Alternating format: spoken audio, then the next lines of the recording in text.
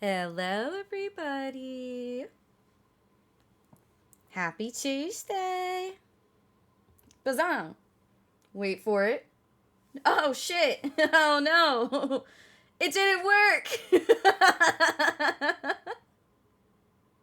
Hold on. Wait. There I am. Oh, someone put my hat on. Hello, everybody. How's it going? I found a new place to squat. Because, yeah, girls gotta be in high heights, you know what I'm saying? Oh, shit. Oh, hold on. Who put my thinking cap on? Who was that? Thank you, Justina. How did you know I needed my thinking cap? Hi, everybody. Rare footage of Noah in a skyscraper. Yes, welcome to my home. Okay, well, hold on. Let me scroll back up. I didn't realize the chat was popping off. Holy shit. Hello, gamers. Hey, Cinnabar. And Justina. And Dane, what up? How's it going? Lyles. Oh, you What have the been fuck, subscribed for Laura? 4 months. Thank you for sticking around. Best ferret ever. Oh, my goodness. And what did you do? You jumped? You won something? While the screen was up? What the fuck? Also, hi, Ariel. Welcome back. Welcome in. Happy Tuesday. Hope you're doing well. Hope you had a good dinner or a good lunch. Either or. Thinking about KFC making you hungry? I know. I was thinking that too. It's just making me want some chicken. It's a new background. Yeah, I was getting tired of the void. Sometimes you gotta decorate your void. Always decorate your void, ladies and gentlemen. It'll change. It may change. Who knows? I do travel quite a bit until I find myself. I don't have the money to afford a house in this economy. I can't afford a house. I have to move around. I'm an agent. I travel, you know? I started my stream without opening VTube Studio today. I feel better now. Oh no, Scuff. We love Scuff around here. I support Scuff. Scuff, as I always say, Scuff is the seasoning to a stream. Yeah. Always some Scuff. I was hiding behind the window. You couldn't see me because windows can't be seen through. Yeah. That's big crock thought energy. Oh my god. How goes it? It's going great. I had some dinner. There was some rain that happened. I took like a little nap to the rain earlier. That was nice. I have my juice with me. I also I got myself a drink. I have what is this? A pineapple cider. I have a pineapple cider with me because we're doing a really silly dating game. And so I figure, why not? And I've been a good girl and I haven't really drank much. And so, I figured today was the day. It's totally fine. I'm very happy you're playing this tonight. You're the reason I'm playing this game. Just so Chad is aware, Justina is the reason that I'm playing this game tonight. She showed this to me, and I had to. And I took a look. I swear I didn't spoil myself. I promise you. But I took a look and I saw him 2 chapters away. Two chapters away from beating Control. So I just couldn't pull Control from my list. And then I play Kiwi with TNT, and I don't want to get rid of that. So I was like, I could push Yakuza back a week. It's fine. It'll be there. So, yeah, we're doing this today. Scuff tubers are best tubers. I've never heard you say that. Well, open your ears, Vaskin. Open your ears. I say it often. Oh, look, you found the followage. For 8 months, 19 days, and 23 hours. Your follow age is 8 months. That's how old you are. You're just a little baby. You also took a nap? I know. Rain is the best. You've known us for nearly 9 months. I feel like has it really been 9 months? I feel like it's been longer than that. I like how everyone's checking their year now. Vaskin's 1 year old, 2 months, 1 day. He's a 1 year old. That means he's your senior by a wee bit. You're just a fetus. Actually, no, you're a newly born. Maybe a little longer when I first saw you through collabs. Yeah, I want to say that we've known each other for a little bit longer. Dane is 9 months and 5 days. Cute. You're also just born. Welcome to the world, Dane. Welcome. Open your little eyes. Witness the world. Soak it in. Hey, yo, no more hip pain. What a fucking mood. Anytime I squat, my knees pop. Hold on. I feel like I want to, this is fine. No, yeah, we'll just say like this. One day we'll get decorations and stuff when I finally move into my new home. Glad I don't suffer yet. Yeah, you hang on to that, Cinnabar. Hang on to that, youth. Even though you think you're taking care of your shit, even if you're like, eating 3 meals a day, exercising often, hydrating often, like you're still, like, you're not exempt from age and the things that happen. Like you could, prevent it from happening sooner, but some of the most like athletic people I know have like the worst fucking ankles and knees. So squats. I do like 100 or so a shift. Oh man, yeah, you probably got like quads. Cloba, hello Sips, hello Sippy. How are you doing today? Eventually we'll get there, but we're gonna play a dating sim today. We're gonna play I Love You, Colonel Sanders. I'm so excited for this. If they hurt, that would suck. Yeah, that would. You got nicknamed Grandpa at your old property because your knees popped and I complained about my back and hip too much. Mood. Oh man, yesterday. Was it yesterday or was it today? It happens often, but I sneezed so hard that like I pulled a neck muscle. Like I felt and heard something in my neck like pop. And all I did was sneeze. You know how much that sucks? You're eating dinner? What are you eating? Ooh, what are you eating? What are you eating? What are you eating? Let me smell. Bring it here. Smells delicious. What you eating? What is it? Show me. Tell me. Meatloaf? Oh, okay. That sounds good. I love you, Colonel Sanders. Oh, excuse me, Justina. You're right. I love you. It's called I Love You, Colonel Sanders, a finger-licking good dating simulator. I apologize. I didn't say the whole name. Granny Clover. I've been down telling y'all for the longest time that I'm old as shit. I done told you.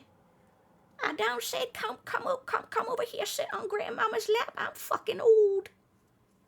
The only reason I could say this is because I'm ageless, because I can't die. I'm this age forever, so like I can laugh about myself being old. I'm old as fuck. That's canon lore.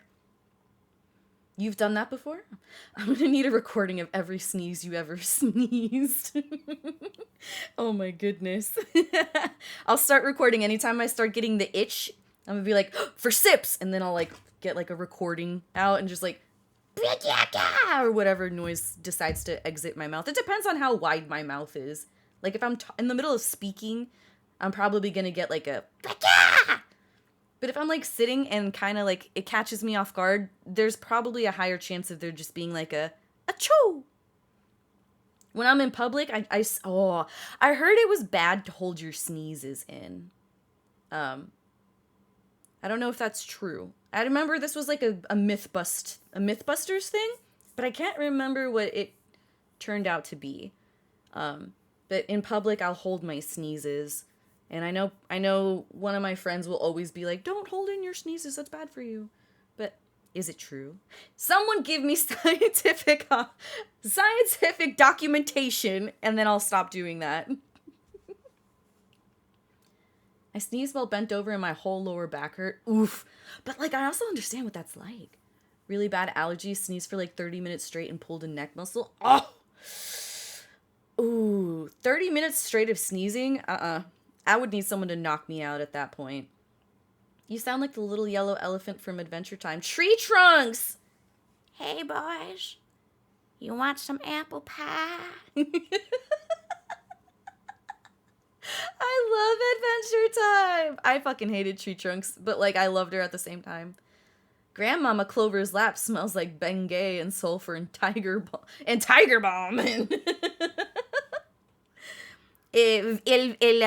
Vicks Vaporub. It helps everything. That sounded like a Pokemon. I feel like I am a Pokemon. I feel like, oh, where's Vaskin? Oh, hold on. He's there, but hold on. He dropped some facts. I just lock it in, hold back the urge to sneeze. Although rare, hold on. We'll do the Siri voice. Although rare, holding in a sneeze might result in complications such as a rupture of an aneurysm, ear infection, neck pain, and rib fractures. It's best to sneeze if you feel like you need to. Cover your nose and mouth with a tissue or the crook of your elbow to prevent germs from spreading. Oh, hold on. Another one from Sips. Ruptured eardrum, rupture of superficial blood vessels to the eyes or nose, throat or neck pain, and less commonly, rupture of a brain aneurysm or rib fractures. Fractures? Fractures. Damn. Watch me. Whoa, I don't know what beatbox skadabadat that was, but like, I imagine that like one day stream's gonna have to be canceled because my dumbass held in a sneeze and my ribs just fucking cracked. I did feel like death after that sneezing. I bet you did. What up, Milty? I see you. How's it going? Happy Tuesday.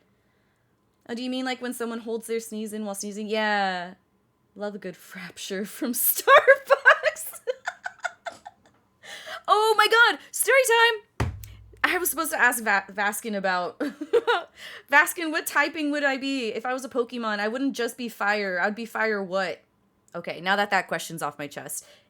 So I went to go get coffee for me and a friend the other day, and they only do they do coffee, so like, you know, straight up easy. I don't drink coffee unless it's like super sweet, super sugary.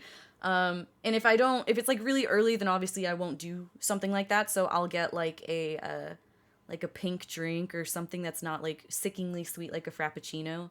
I know that's no better. I know, but I mean like better than a frap. So I was supposed to order that, but then my dumbass saw that it caught the eyes of like a strawberries and cream Frappuccino, and without a fucking, like, I didn't even think about it, and it just came out of my mouth that I wanted a big one of those. And this was like at 9:30, 10 a.m., and I just wonder how often those people working the coffee shops are like, damn, this bitch getting sugar this early? Like, sugar, like, not even just a sweet pink drink. A fucking strawberries and cream Frappuccino. And my dumbass was gonna ask for extra caramel at 10 a.m. in the morning. I don't know why. Doesn't even matter how hard you try. Keep that in mind to design this right to remind myself how I tried so hard. Okay. The ADHD doing great. Wasn't that what was supposed to happen during the eclipse? Ah. Fairy water! No, I wouldn't, you ding-dong. Okay, you corrected yourself. Fire Dark. Yeah, I see that. Fire Dark, let's go. What's Fire Dark? Is Houndoom Fire Dark? Can I be a Houndoom? Even though I'm technically like a Litten. I feel like a Litten sometimes. Feeling like a Litten. Would I be a complete rock type? I mean, my name fits it. Yeah, you could be. Would you want to be anything else? Do you like dragons a lot? You could be a rock dragon. That'd be pretty cool. A venti is an ungodly amount. And that's what I ordered too. Sips. Damn, you pegged. Oh shit. Sips pegged me is not what I meant to say, but she technically pegged my order. But I'll allow it. Come here, baby girl. No,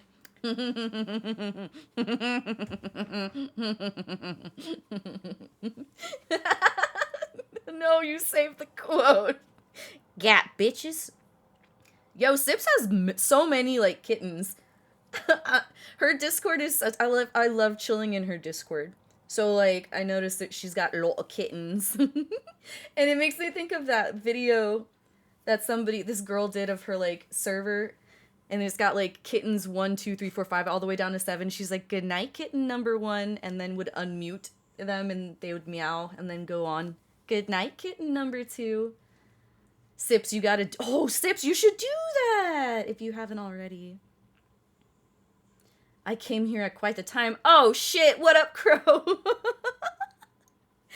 You know what? You can't be surprised. I feel like you're very fully aware of the chaos that goes on my stream. So much so that you've been a part of it. Welcome. You can't leave. You can't leave. You're stuck here with me forever. I'm a vampire now. That's my sucking sound.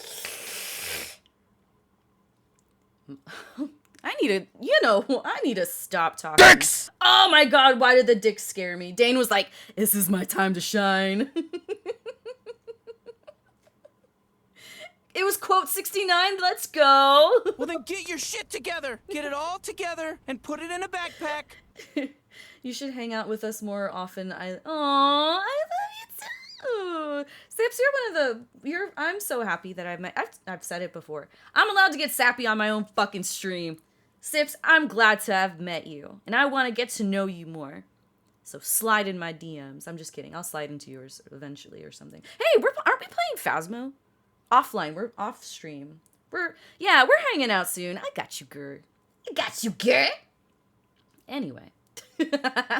I'm not surprised at all. I'm here for it. You know that. I know. We vibe so well. We got the good... Thanks for the suck. Fuck. You welcome.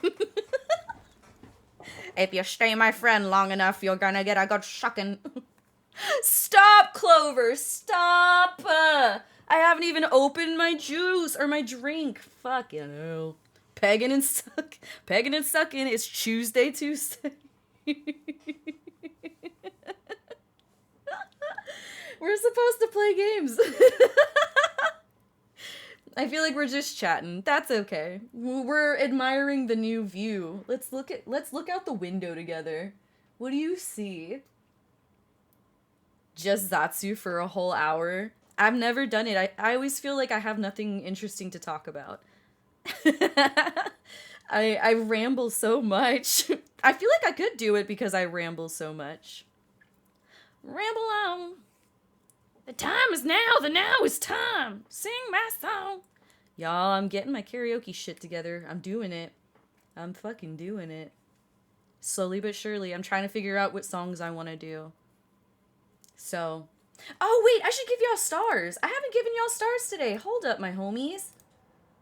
Also, hydro homies. Everyone hydrate. If you have water. Or if you don't have water, go get yourself some water. Make sure you're staying hydrated. I don't want anyone drying out like a sponge. If you stay my friend long enough, you're gonna get a good sunny. Yeah, you're good at yapping, and I'm here for it. I want to do karaoke again. We could do like we could just do like a Discord karaoke.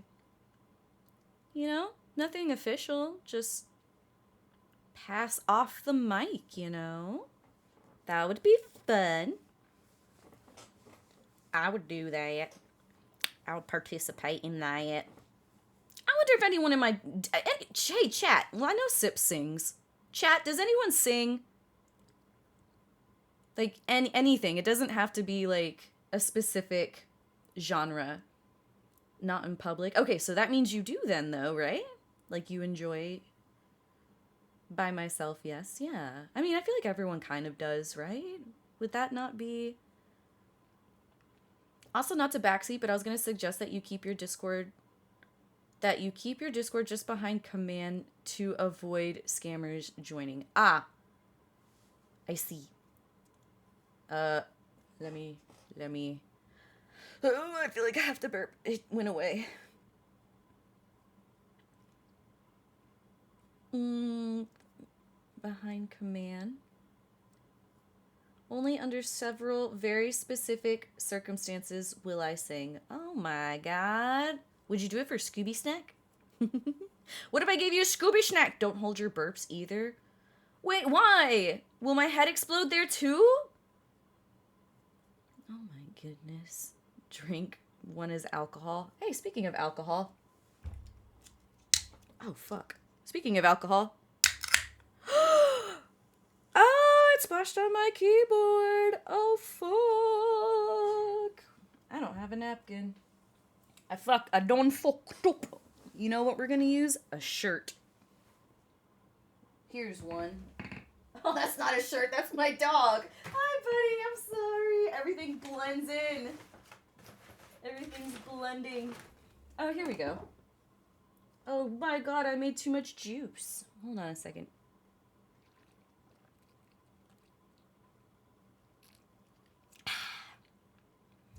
You drunk already? No, I'm not. I haven't drank at all today. I just opened my first can, and I'm probably only gonna have the one. 1, I must be alone. 2, I must not be able to hear myself. So you'd never go karaoke with friends? What? Keyboard shots. No, not a shot. No, it's just a cider, a pineapple cider. Let me take a sip real quick, because I've been eyeing this for a bit. Nom nom nom nom nom nom nom. That's not a shirt, that's my dog. I thought I mean, because he's like he's like pretty much all black. He has like some white on him, but he's all black for the most part.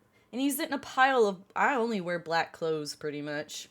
I have so much black clothes. I barely have like any color clothes.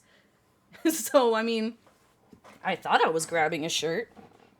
And then I reached out and I touched him and I saw him lift his head and he looked at me like, excuse me. And I was like, oh shit, my bad, homie. Sorry. Karaoke gives you anxiety? Aw. I volunteer my wife as sacrifice though. Okay, well then bring her on. I may sing in voice chat occasionally. Jenna, because I forget I'm in voice chat. Oh, what? Why am I so quotable? I'm ICONIC, iconic. Just kidding. Okay. Oh, there it is. We did it. It came out.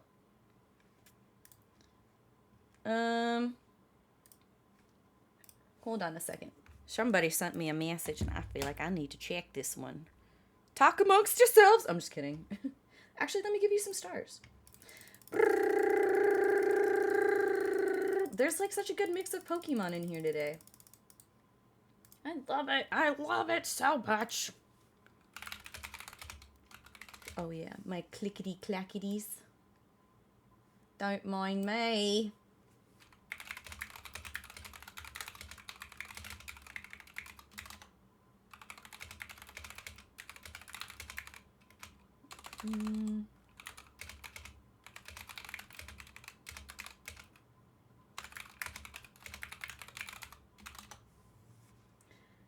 Do it. Then I saw because someone coughs or something. Oh, that's so rude. Doing your mom. Whoa. Whoa. Cinnabar woke up and chose fucking violence.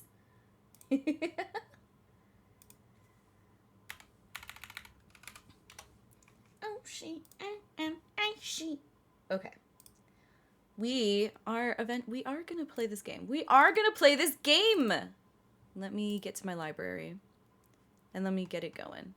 Oh, this looks so colorful and cute. Uh-oh. What happened? What happened? Is it doing something? You kept saying doing. Oh. It's from a song, Cinnabar. Oh my god. Already from a song. Jeez.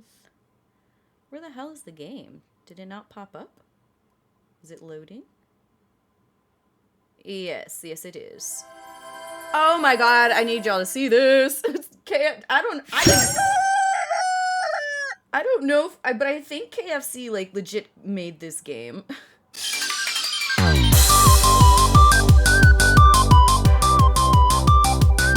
It's so loud. I'm so sorry, chat.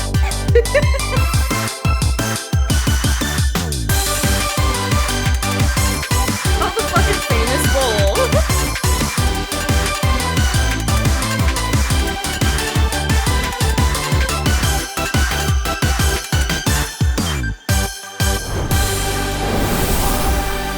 Holy shit. All right, now that everyone's ears are blown the fuck out, how are we doing today, everybody? Jesus Christ. That was fucking loud. Fuck. Anyway. Look how fucking cute this is. Oh my god. Oh no, I'm so sorry, everybody. I know the song went hard. Sips, oh no. Sips has big ears too. No, that sounds like I'm bullying you, but I mean, cause she's a bat. It's not the only thing gonna be blown out by the time this game is done. Heyo, shit. You need to go too hard. It's just a fast food dating sim for jokes. No. We're gonna take this so seriously. Music producer's probably like, how loud do you want the music? And they were just, yes. Loud as fuck, boy. Alright. I was just making sure that there was no subbies, no subtitles. You don't need credits. Continue. New game. Before we get started, tell us your name. Do I want to go by Clover? Do I want to go by Noah? What sounds like a cute name, I suppose? Producer, like, I got 2 modes, hard as fucking 0, and you don't want 0. Clover. That's fine. I like my name. My name is cute. Clumfort? Nar. Definitely not. Only one person here thinks Clumfer's, or has a bias for Clumfer over Clover. Well, maybe not. Maybe a lot more people. What did we decide Clumfer's fans are gonna be called? Did y'all come up with it? I know the joke was Clum Sluts, but that's a little, that's a little much. Where did Clumfer come from? I need the lore. No problem. So what had happened was, I was collabing with someone at the time, and he accidentally mispronounced my name and said Clumfer instead of Clover. Somebody just so happened to clip that exact moment, and Clumfer kind of became like a thing that people would start, like, you know, calling me. So then I just created Clumfer and kind of leaned into it. So now she comes and goes as like an inside joke / a new character that I've created in my little world. And the joke for me as Clover is that I do not like Clumfer. Everyone else seems to absolutely love her, though. It ish what it ish.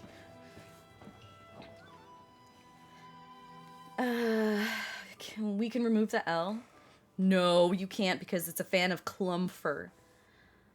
I love IRL karaoke, just you and your friends singing to see who has the best voice crack. I like the karaoke where you get your like a private room, like the way like Korean karaoke or like Japanese karaoke is like that. You get a private room. It's so much nicer than having to sing in front of people you don't know, like at a random bar or something like that, you know? Clumfer's horror home. She's my dream girl. Oh, of course, Clum Sluts minus the L. I knew what you meant. That's definitely not TOS friendly and would get me absolutely canceled, so we can't do that. You should have a toggle where you have alt color and it's Clumfer. Oh my goodness. What color would she be? What color does Clumfer give y'all? What vibes? I think it's also funny that, like, it's really not much of a change. It's like, you could tell it's me. It's like if it's like if I was running from the cops and I tried the first random shit I found and I was like, oh, this not me. You got the wrong girl. You know what I'm saying? Wasn't it Clum Guzzlers? It was something stupid like that. Yabba dabba doo be like that sometimes. Yes, ma'am. Maybe pink? You think? Just close my eyes and imagine myself in the song. Ooh, yeah, that's how I do. Clover actually has a really good Clumfer impression. Yeah. I hear it in my head every day. All day, every day. We could totally... Oh, let me see. Hold on a second. Hold on. We could go pink for a second. Let's test this. I know. We're ruining the immersion. How dare I? I'm gonna fuck around with those things again. Hold on. Bear with. Bear with. Where is it? We've done it before. We could do it again. We've done it before. We could do it again. Here we go. Here we go. Here we go. Here we go. How do we... I forgot how to make the color. Oh, how do we do it again? I forgot what it was. Oh, shit. Maybe it wasn't that one. Or maybe it was. I feel like that's what it was. Here. Let's come here for a second. Let's come here for right now. Was it chromatic aber? No, that wasn't it. I'm pretty sure it was the first one, but I'm just like really forgetful. I won't say I'm stupid. I'm not stupid. Why can I not summon her? She's out of stock. Oh no! Clumper is a valuable commodity. She's fungible? Fungible? I don't think it was this one. I don't understand. Okay, well, we'll fuck with this later. We'll fuck with this later. Because now I want to know. Now I'm curious. Now I have much curiosity. Uh-oh. Clover plus plus. Okay. Clover turned into a box. Oh, you know what? I forgot. I could turn Clumper on. Hold on a second. Fuck. Where did I go? Why did it do that? There we go. Okay. Hold on. I'm turning her on. Give me a second. It's, hold on. We gotta get to her. Adonde está? Hold on. Hold on. I'm telling her. Wait! She is here! What are you talking about? Fungible. Replaceable by another identical item, mutually interchangeable. It is by no means the words only fungible commodity. Oh. Ain't no fucking way you're playing the KFC dating game. I am! Why can't you redeem her? It says she's on. I turned her off and turned her back on. If that doesn't work, I don't know. You might just have to go without her for a day. I'm so sorry. Oh shit, the pocket dimension is back. Okay. She's out of stock. Oh, there she is. Release the Kraken. I think you were just like maybe asking for it too much, you know? Well, shit. Well, since we were just talking about her, that's what it is. You know what? We were just talking about her, so now she's trying to erupt out here. She's just gonna burst out my chest like a fucking chest burster. Hello, dearies! Oh, I just realized that my command was coming down. Hello! Yes, that's my sticker. Throw it around. Put it everywhere. It's the third button in settings. Oh, shit! Oh, hold on. We know now. We've got it. We're gonna fuck with it. We're doing it. Because I've just been given the shit. Third button in settings. Wait. Oh, hold on. Settings. Third button. Third button. Wait, oh no, third button. Right?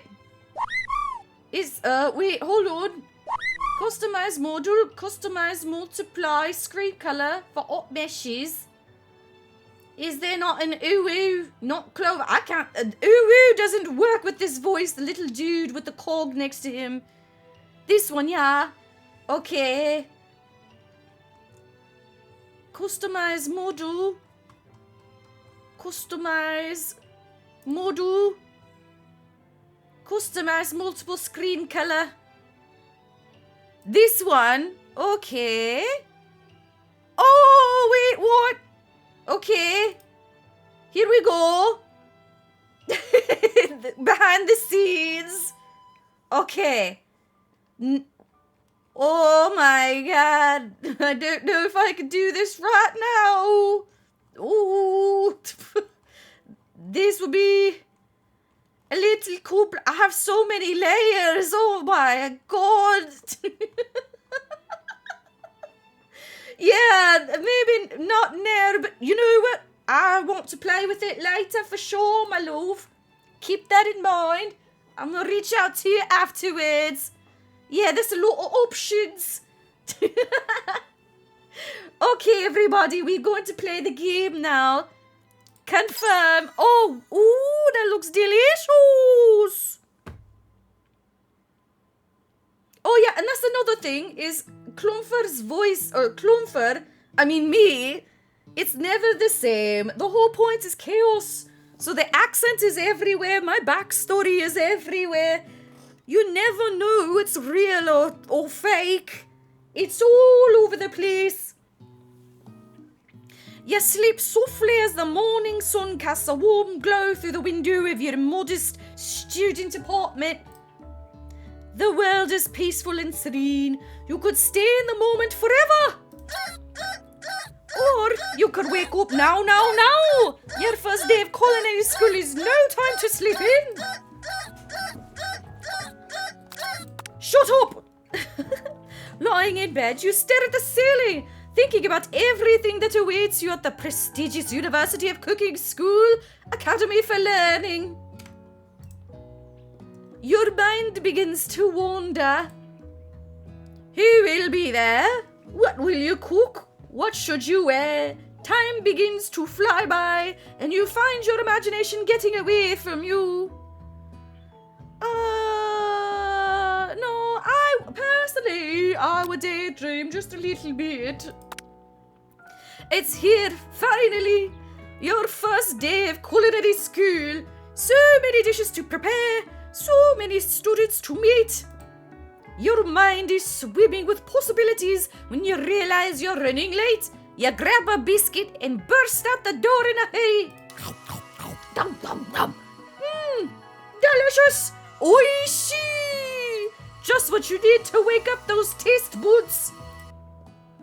Yikes. You're in such a hurry, in fact, that you forgot to put on any deodorant before running out the door. You're sweating buckets as you rush to arrive on time.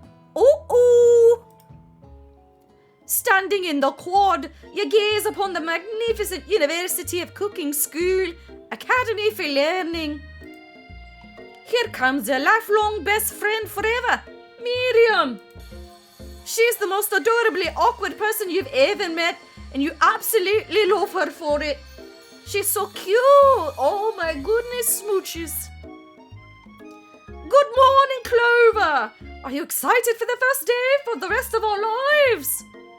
Sips, she gives me you vibes, I feel. I don't know why. Maybe it's the braids and the big eyes. Perhaps. I feel... Okay, hold on, my love. Actually, I'm... Because I sure am excited, a little nervous. Okay, a lot nervous. What's the... It's just that this morning I made breakfast for myself. But, well, when I ate it, I couldn't taste any love in the food. What if I'm no good? What if I fail? Classic Miriam, raised by master chef parents, she's always held herself to a very high standard. Ever since we were little babies playing together and you rescued me from that quicksand box, it's been clear to me that you're the most loving, caring person I know. You're going to do great. But with the University of Cooking School Academy for Learning's famous 3-day only semesters, I'm afraid of being left behind and never catching up. A sweet girl, Miriam has always had a flair for the dramatic. This summer, she's got so nervous about her first kiss that she chipped a tooth practicing on a mannequin. Should you pep talk her or change the subject to give her some relief? Oh no. But I would pep talk. She wants to go. I want to gossip, but I want to cheer her up. What would Clover do? Miriam has to be Clumper for the rest of the game. Oh no! I cannot believe somebody's actually playing this bullshit. A lot of people have played. And now it is my turn. I'm going to pep talk her. She needs to cheer up a bit. Oh, wait. Oh, I guess I'm not. Remember last month when we saw that fortune teller and had our tarot cards read? The lady with the mask who gave me nightmares. I've been trying to forget. I know she looked spooky, but she was so sweet. And she told you that you were destined for great things. Remember that card with the fancy-looking tower? And that other card featuring that handsome fellow in the red suit? I've been waiting for so long to meet a handsome fellow I could call my own. And I'm sure you will soon. In no time we'll be graduating and you'll be delighting the world with your heartfelt cooking in no time at all. As you talk Miriam up, you can feel her nerves begin to ease. You know what? Maybe everything will be okay after all, and if not, at least I have these killer bangs. Can you believe I caught them myself? Oh, welcome back, Cinnabar dearie. You can definitely believe it. I cannot believe it. Before you can get another word out, you're rudely interrupted when someone smacks your books and custom-engraved measuring spoons out of your hands and onto the ground. Hey! It's Ashley, and your arch-rival. She's totally evil, but you can't help but be filled with jealousy. She can get anything she wants and she knows it. She has a boob window like I do, my love. She knows what it's at.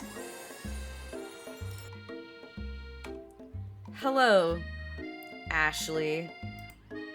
I don't know what voice to give her. What voice does she get? Oh, no.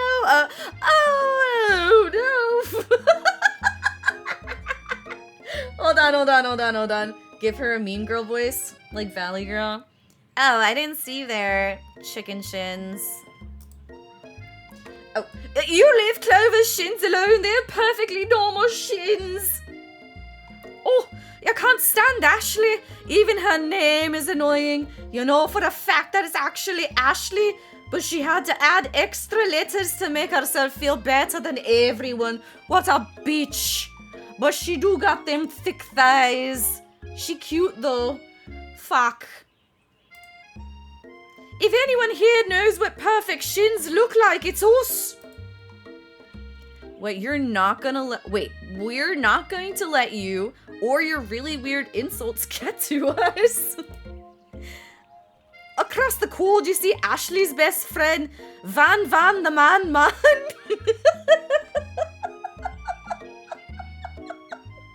Has stopped to look at his own reflection in the mirror. His pants are so tight, you can see him casually working out his glutes while he styles his hair. No lie, they're rocking glutes. Van. You rang. Look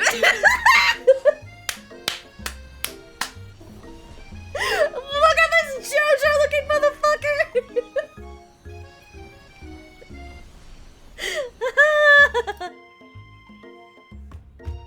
JoJo's Bizarre Chicken! Giga Chad and the man! Oh shit! My bad, homies. Oh my god. Watch your profanity. No, Nero, no! Oh, Nero, you really are trying to. Oh! Okay, 5 minutes, no cursing, starting now. Oh my god, I really hope there's no cursing. I don't think there's any cursing in this game. You've never been sure what their arrangement is, but as long as you've known them, Ashley and Van Van have been just as close as you and Miriam, but substantially more devious. What the fuck? Stop it! The full screen game! You son of a bitch! Hold on a second. Dude, let me give you some of these first off. Oh, wow! Oh, damn, that was so fast! I mean, ooh, Lord, ooh, so fast. Son of a bitch. Hold on, I'm gonna chug my drink. I'm chugging. I know I swore. I know. Oh, wait, hold on. I mean, ooh, hold on. Yeah, let me chug really quick. Hold on. The background. Mute the music in the fucking background. Alright, hold on. It's cider. It's got carbonation. I can't chug, but I can try.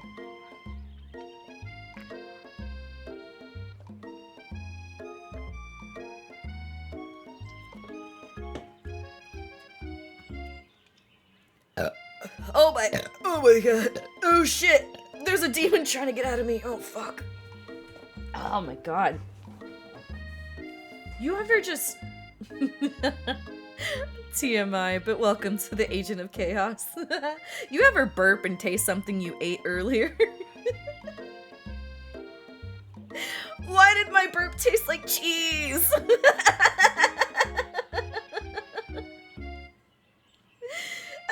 What did I eat today? I didn't even have cheese today. I had a banh mi. That doesn't even have cheese in it. Okay. Hold on. It wasn't fancy feast, you son of a bitch. Oh, okay, hold on. Here's your ooh-woo. Take your fucking ooh-woo. I won't be able to do the voices since they're ooh-wooing, but I guess that's okay.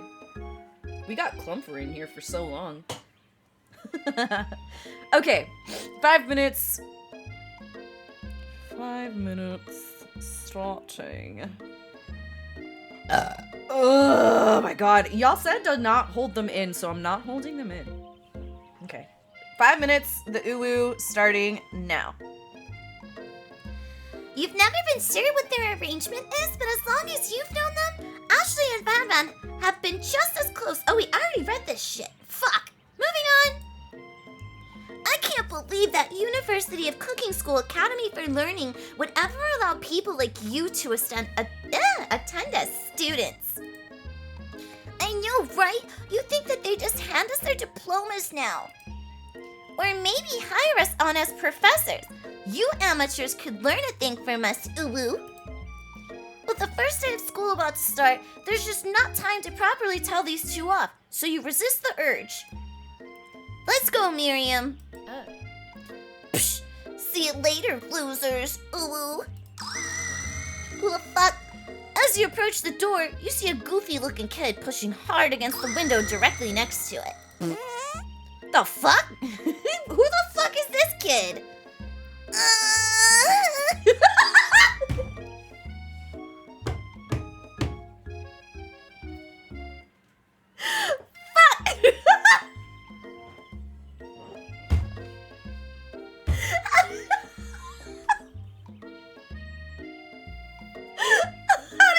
How else do you read that? Did you choke you?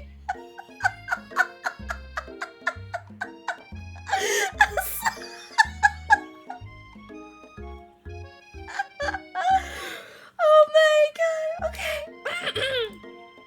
Oopsie. I think it's broken.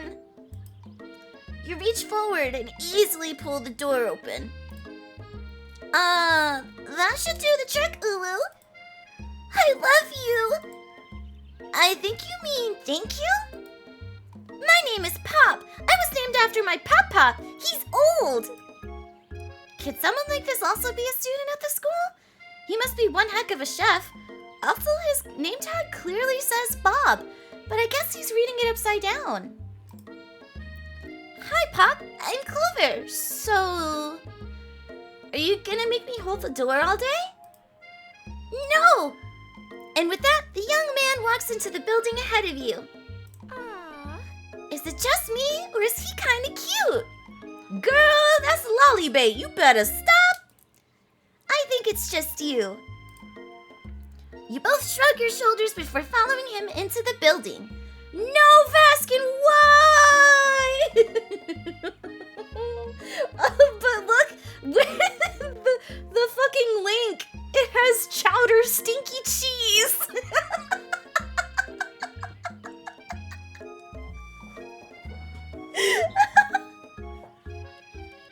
This is exactly what I was hoping would happen today. Just bullshit. Like your burps, apparently. That's what I'm saying. I'm back with some chalky milk. Oh my gosh, that sounds delicious. Can I have some?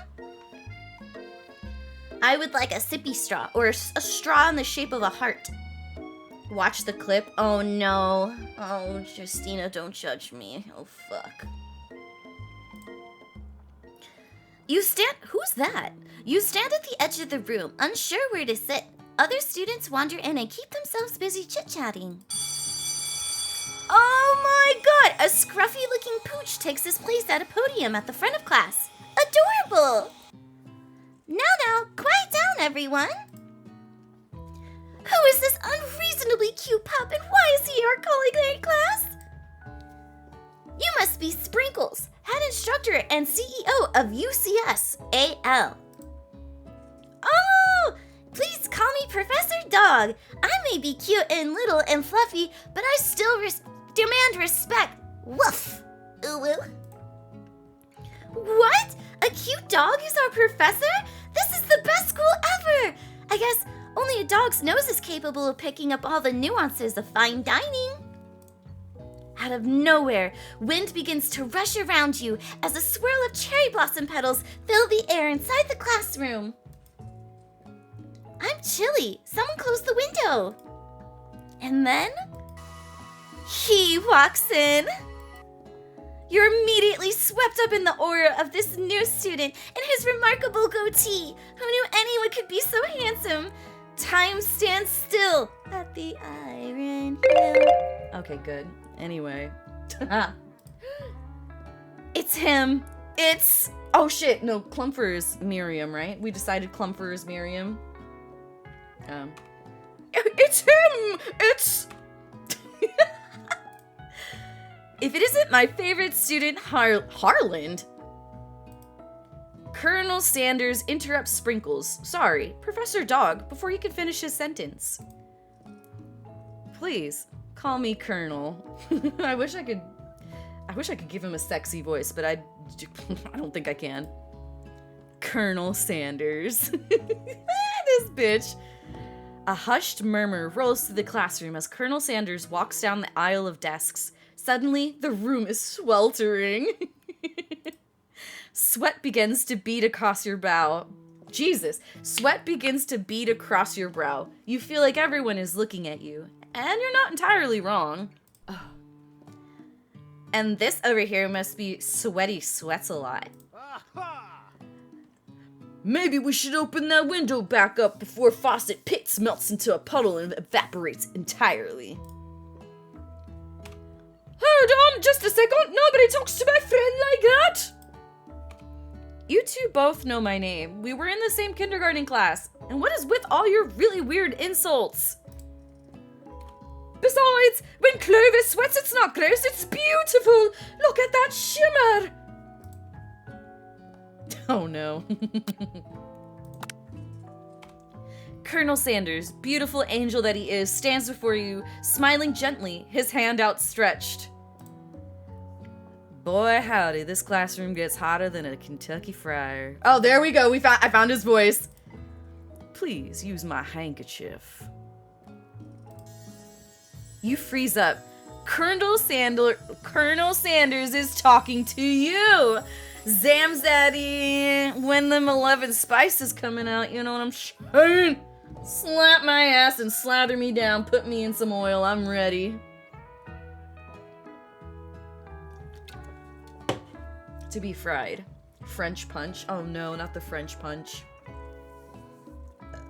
French punch was so frustrating, bro. Wait, Colonel Sanders is talking to you about how sweaty you look? You're completely mortified. This can't be your first interaction. What if he never forgets this moment? Dive into a fryer for him? How will you respond? Take the handkerchief, refuse the handkerchief? Hell no, he gave it to me. I deserve it. You stretch out your hand and Colonel Sanders places a fine silk handkerchief in it. It's so beautiful you hesitate to press it to your face, but when you do, the feeling is transcendent. It has this natural scent on it. It smells of the most delicious chicken you've ever smelled. Professor Dog steps in to settle the class down and get some ground rules. Welcome to University of Cooking School, Academy for Learning, the greatest culinary academy in the world. The birthplace of culinary legends past, present, and future. Many challenges await you. There will be tears. There will be blood. There might even be really adorable tiny food. And when all is said and done, there will be a battle. You will lift your sporks and compete in the broom cooking arena. Just then, another student enters the classroom and interrupts the professor's rousing speech. Who the fuck are you? Linguini! Hi guys, sorry I'm late. I hope everyone had a good summer. I really miss... Quiet! Late to class is bad enough, but interrupting my monologue? You're on the fast track out of here, young man. Are you sure you're even in the right place? No, don't you recognize me? This is my 3rd year in the school with you as my teacher. Everyone stares at him blankly. Does no one remember me? You're expelled if you utter one more word before I finish! Look how he's so cute. Let that be a lesson to you students that tardiness is unacceptable! Even Clank made it here on time, rolling halfway across town on his tiny wheels. You turn to see the student Sprinkles is referencing, who appears to be some sort of industrial kitchen appliance. Wait. The class bursts into laughter. He's so cute. Oh, Clank, you rascal. Can you date Clank? I don't want to date Clank. We're going for the Colonel here. Sprinkles walks in the classroom as everyone stands in silent obedience. When he gets to you, he lifts his nose into the air and takes a deep sniff. Clank is just a little guy. Your diet is lacking. Bitch! Based on what I'm picking up here, you definitely need a multivitamin. You should be taking better care of yourself. Okay, he's not wrong. You've never had a talking dog as a teacher before, but Sprinkle's reputation for being smart but tough is well known. You decide to try and butter him up by giving him a treat from your pocket. But what kind?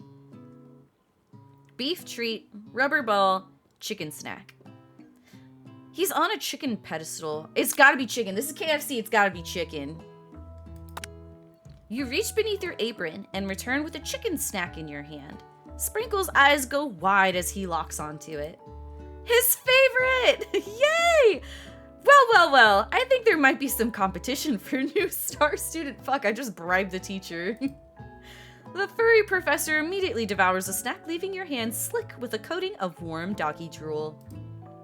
You see the other students eyeing you jealously, but pay no mind to them.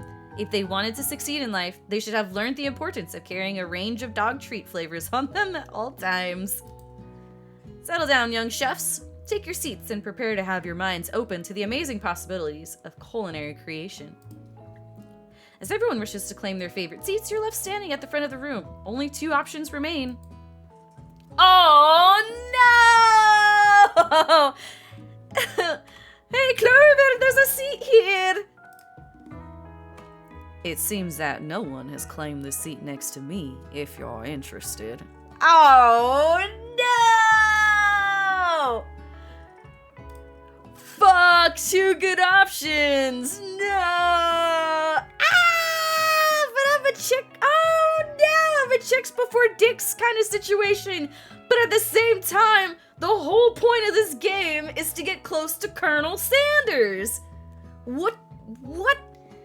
No! Oh my god, this is harder than playing Control.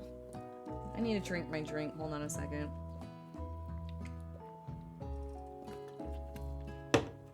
But can you leave your bestie hanging? That's what I'm saying. Is it... Wait. Oh, my God.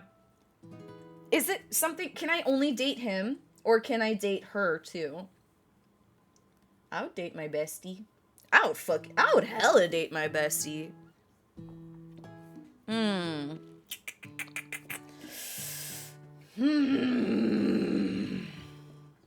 Hold on. I'm not looking up what happens. I just want to really quick see if I can date other people in this game.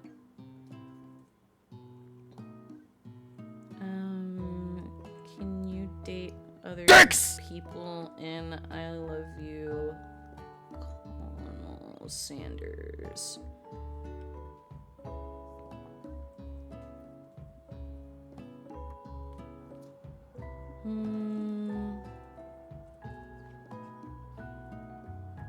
I don't want spoilers. I just want to know who I could date. Official dim lets you date. Okay, so you could either date the Colonel, a ghost, or the dog. Yo, that'd be... Oh, that's so slutty. We could sleep with the professor. Wait, he's a dog. Wait, no, he's not even a furry. He's straight up a dog. This is problematic. But he's sentient. I'm so confused. Oh my god. Anyway. What? He is straight dog. He's straight dog, but he's sentient. But like at the same time, this is so weird. I'm glad. Oh, we're not touching that. We're not going over. We're not going there. Oh no. We're gonna, okay, no, we're going chicks before dicks. We're going for the bestie. Sit by best friend. You moved to take your seat by Miriam. I'm so glad to have you near me to support me through class. Of course, you're my best friend. Who else would I sit by? Colonel Sanders. He has such a magnetic personality, and there's a seat open right next to him. If you had sat there, you might have gotten to know him a little better. I'd never sacrifice our friendship. Besides, I'm sure I'll get a chance to talk to him later in the semester. I've got 3 whole days. That's like a lifetime. Oh, she's dumb. So you say. But now that Miriam mentions it, that Colonel Sanders is just so darn dreamy. As soon as you settle into your seat, the professor makes an announcement. Think fast! It's time for a pop quiz! Oh, fuck. Yay! A quiz about me! Kid, go somewhere. Somewhere else. This incredibly important and surprisingly short quiz will tell me if you are ready for your life at culinary school. If someone mentioned it, I apologize, but you have a circling source in the center of your screen, left over from Jackbox. Ah! Hold on a second, I got you. Oh, cause yeah, you're right, it's only in that screen. Okay. Hold on. We're just gonna have to do this for right now. One moment, please.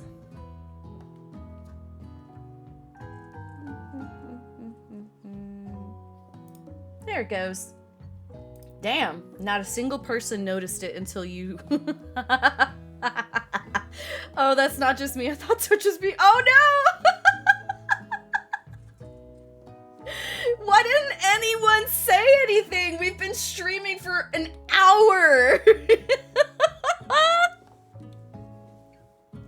Thank you, Ariel. I guess it wasn't bothering anybody. Well, I mean, clearly it was bothering people. You guys.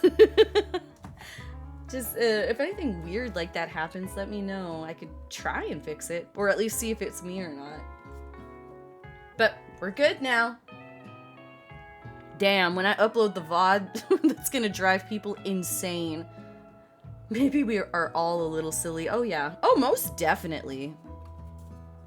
Okay. Let's see. Keep your knife sharp and your focus sharper. Here comes question number 1. Glad to be of help. Yeah, no, thank you. If train A is traveling to point B and train B is traveling to point A, how important is it to wash your hands before cooking? What? Doesn't matter at all. That depends extremely. Looking at you, Pop. Oh, that kid does not wash his hands. That's right. Forest is to tree as chicken is to a slam dunk night vision goggles feather. Forest is to a tree. What? That's all I can think of now because of the kid. Oh, that's so bad though. You should not. I don't know about that. It's a little suspect. You better reword that shit.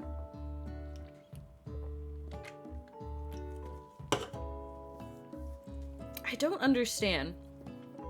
Forest is big to a tree, which is small. The chicken is big to a... Oh, so yeah, feather. I'm stupid. Oh my fucking god. I'm going to play... One of these days I'm going to do one of those like, are you smarter than a 5th grader? I bet I would suck. What is the most efficient eating utensil ever created? A comically oversized fork. A meat tenderizer. A spork. I'm pretty sure sporks are like the KFC thing, so... That's right! What food is best for a broken heart? Anything, as long as it is prepared with love and not too much salt. Camel meat? No! A pancake that looks like a silly face. No, this one. That's right! Race me in simple maths? No, absolutely not. I think we've all witnessed that you're, like, smart with math, so no. I'm not about to take a competition I already know I can't win. I'm not that dumb. Is Sprinkles a good boy? No! He's a talking dog that teaches at culinary school. He's the best boy. Yes, of course he's the best boy. Your total score is perfect. 5 out of 5. Wow, be honest, did you cheat? You look up to see that Colonel Sanders has been watching you tally your score. He's impressed. I know we just met, but I have to confess. I think you have a beautiful brain. Oh my god, sir. Hot diggity, Clover. You just scored some major Colonel Sanders points with that performance. Whenever somebody fails with me and math appears, I'm always so glad. May I have your attention, students? I have an important announcement to make. Time for lunch. Wow. Wow. The cafeteria is as nice as any restaurant you've ever eaten at. It makes sense that a school dedicated to cooking would also be serious about eating. A delicious fragrance wafts through the room and tickles the end of your nose. Your mouth waters. Do you smell that? That must be our lunch. It smells crazy good. Everyone, can I have your attention? I'm gonna give him like a stupid voice. Is it about lunch? No, I just wanted to apologize for my tardiness. You see, Howdy, folks. I'd like to make an announcement.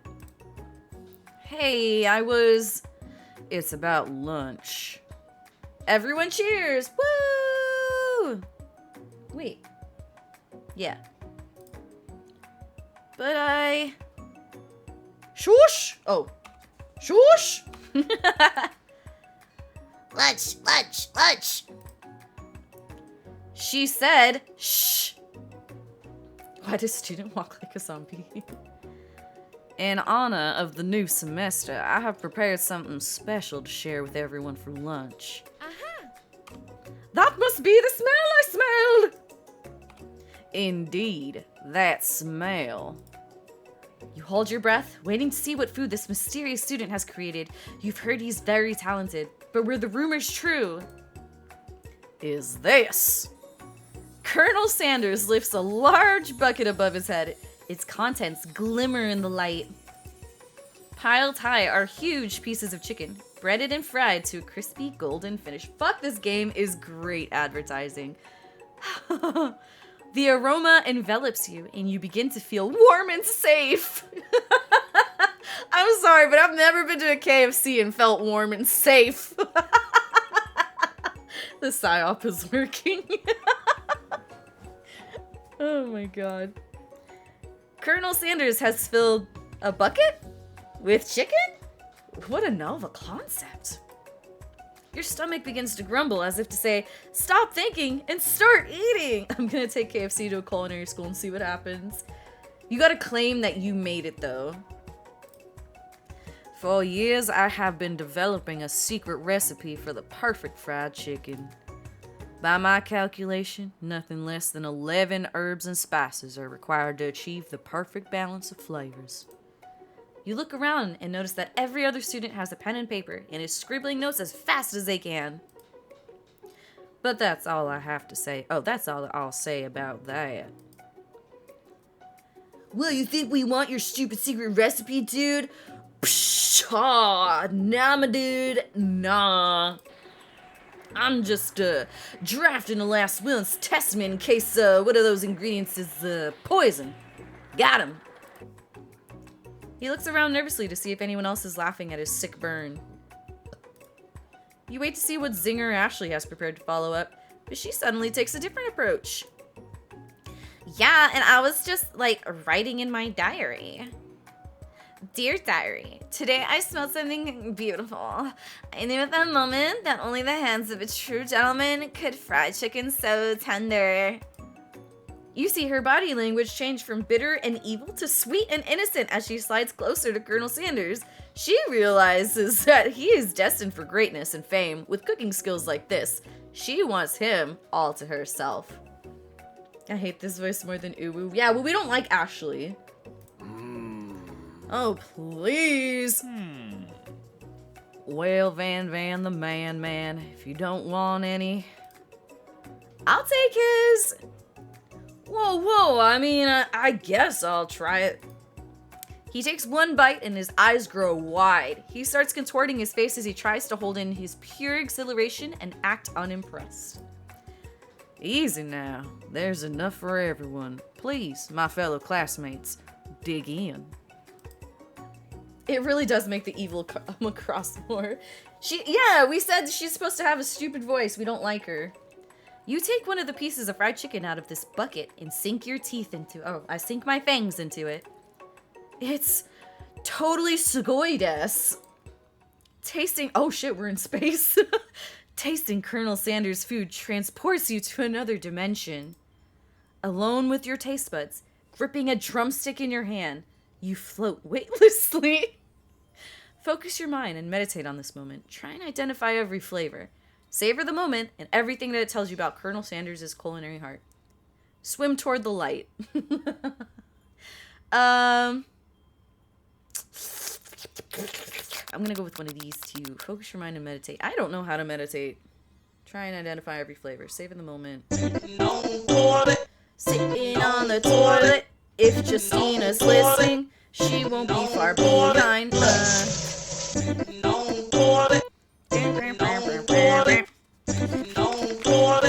Justina's not paying attention, otherwise she would have done it at the same time. Okay. Oh, she's got a chance. Is Justina listening? We'll find out soon. Baskin got me.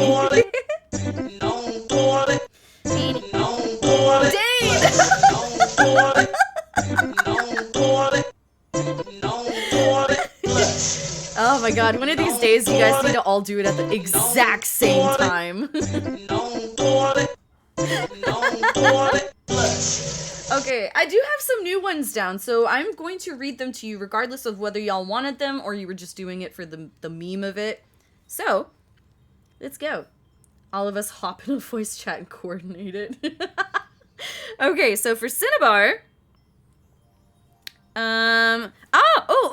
this is a good one. Next time you use a urinal, I hope that both the ones beside you are empty.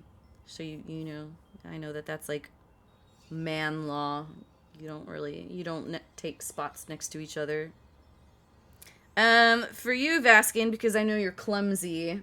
That's a good one, actually. Right, that's what I'm saying. For you, Vaskin, because I know you're clumsy, I hope you don't drop your phone in the toilet. Because I feel like that's probably happened to you before. Tell me if I'm wrong. Tell me if I'm wrong. Oh, I got the perfect one for you, Dane. I hope you rip a fart so loud it commands respect from others in the bathroom. And so mote it be. Everyone has been blessed. Or at least you three have been blessed accordingly.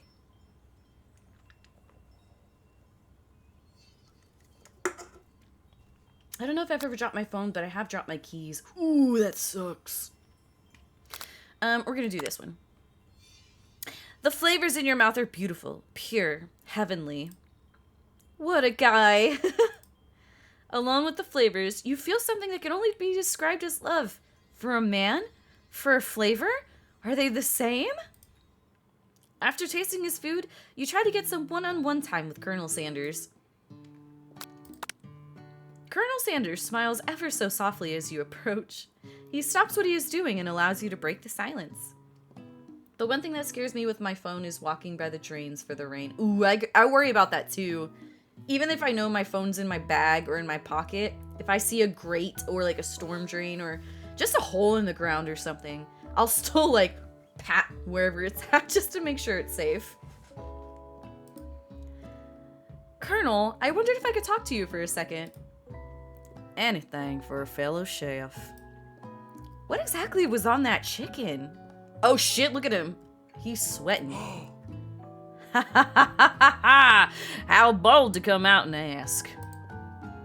It's an idea I had for a new combination of flavors that will make me my fortune and establish my legacy for all time as I open a chain of highly successful fried chicken restaurants. No big deal. Where did he get that cane? He's a magical boy. He's allowed to have a magical cane from the swag dimension, truly. It's just you and me here talking. I could keep a secret. In fact, I've got some of my own that I'd be willing to trade. What's the rush? The semester's only getting started. We've got 2 more whole days to get to know each other. He must have Hellcat swag. He's clearly not going to give it up easily, but it doesn't hurt to be persistent. You know what they say about secrets, Colonel. Shouldn't learning be fun? Aw. You've got moxie, I'll give you that. Colonel Sanders looks both ways to make sure you're truly alone, and then leans in. You can feel his warm breath as he whispers. Just one ingredient, but you can't tell. I use whatever that is. It's something my great-grandmother taught me. Blank? Wow, you'd have never guessed that. In fact, you're not even sure where you'd get some if you searched. So... Dicks! Whoa. Swag was said too many times. Dane, did you hear your bathroom blessing? I feel like it was the perfect bathroom blessing for you. Ass, wow. I know, I wonder what it was. What is... Oh, I'm out of... I did. It was perfect. Okay, great. I am out of alcohol, so it's time to swap to juice, because I don't want to go downstairs and get another can. I mean, I will, but I don't know if I should. I worked out today. I don't know if I should drink too much. While you're wrapped up in that huge revelation, you notice that Colonel Sanders has disappeared. While everyone else is still in the cafeteria, you decide to look for him. I heard it clearly between the screams for mercy while I liberated a poor planet for democracy. Oh shit, are you playing Helldivers? Have fun! Kill them bugs for me. Kill the bugs! Them giant fuckers. You find Colonel Sanders outside, standing in the quad. Oh, it's you again. Howdy. Sometimes I like to come outside and look at the school buildings. I think about how my story will continue on after I've graduated. It sounds like you have big plans. I dare say, the biggest.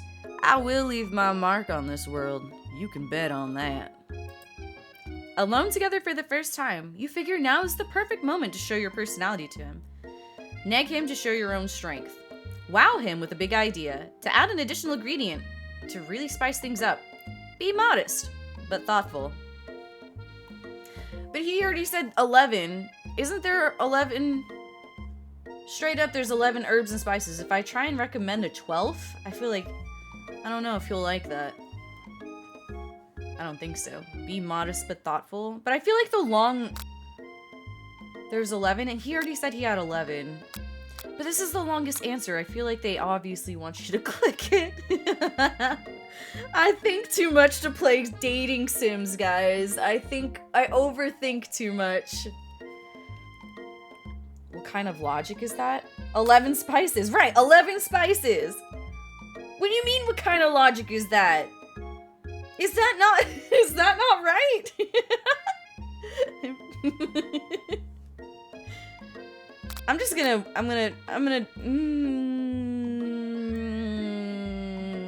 This one is the longest, so it's obviously right. That's how I passed most of school. They obviously put more into the bigger materialistic. No, because they obviously put more effort into the answer. If you add another ingredient to KFC, it'll taste sad. You're right, Trap. You're right. I'm just gonna be modest but thoughtful. No. I should show him my own strength. It's a logical fallacy. You're a fallacy. Oh, I couldn't just stop it right there. I was like, wait, that's a different word. Yo, this is the same bug that I killed the other day. Well, it's not like the same one, but it's of the same kind. Go away, you son of a bitch. We're just gonna show our strength. You know, I've been thinking about your secret recipe. Of course you were. You don't simply forget a flavor combination like that. That's exactly right. I remember it because I've tasted it before. I stopped at a random fried chicken stand the other day, and their chicken tasted exactly like yours. Oh no! I think I said the wrong thing!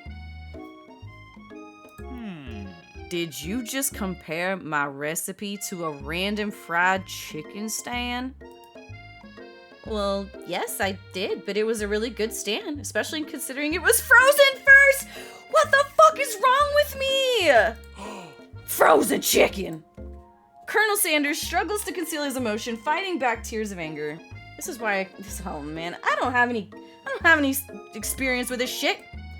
I can't believe you'd say such a thing. You realize you've done irreparable damage to your relationship from which you can never recover. Shit, he's hurt. How could you? Hey Clover, you saw that this game was called a dating sim, right? If that's your idea of dating, this is not the game for you! This game is talking shit! Is it game over? Did I fuck up? Oh my god!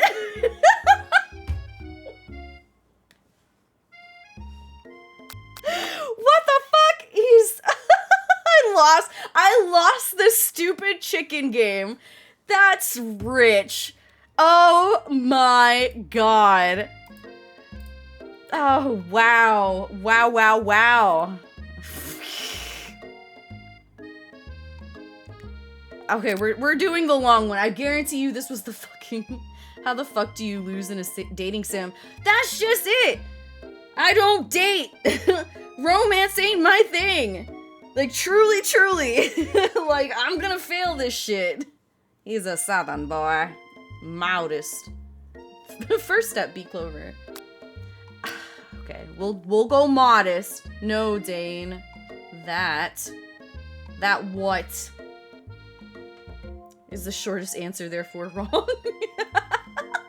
Well, okay. Watch, we'll go with this one. Watch it be this one, watch. Well, I just wanted to tell you that I really enjoyed your food. Now you've got us. Oh shit, okay, maybe you were right. The flavors were complex but comforting. The interplay between salty, savory, and peppery. It was perfect. Oh shit, I appreciate the compliment, Clover. I'm sure you'll be a big success. I know we've only met today, but I'm starting to get the same feeling about you. We should head back inside. The next lesson starts soon. You step into the massive cooking arena where the afternoon lesson will take place. Each student gets an oven and all the tools and ingredients they could need. Look at this place, it's magnificent! Finally, we should get to show our stuff. Wait a second. Oh no, we have to show our stuff. What if I totally blow it? You're not going to blow anything, except maybe kisses to the crowd of fans you're going to earn with your signature adorable tiny food creations. Welcome, students, to the cooking arena. For today's lesson, we'll be cooking with partners. Hurry up and pair off. Okay, 3, Naturally, Miriam looks over at you, but unable to control yourself, you pounce on Colonel Sanders. I didn't even get the option this time. Straight up, I was just like, come here, tiger. Oh no! Hey, Colonel, would you like to tackle this lesson as a team? Stretch! A Stretch! team of two, that is. Me and you, if that wasn't clear. You bastard! Hydrate! What the fuck? Why am I being mean to my friend? Okay, hold on, I'm stretching. You freaking noodle. Thank you for the care package. Stretch to the left. Stretch to the right. Ugh. And let me take a giant sip of my juice.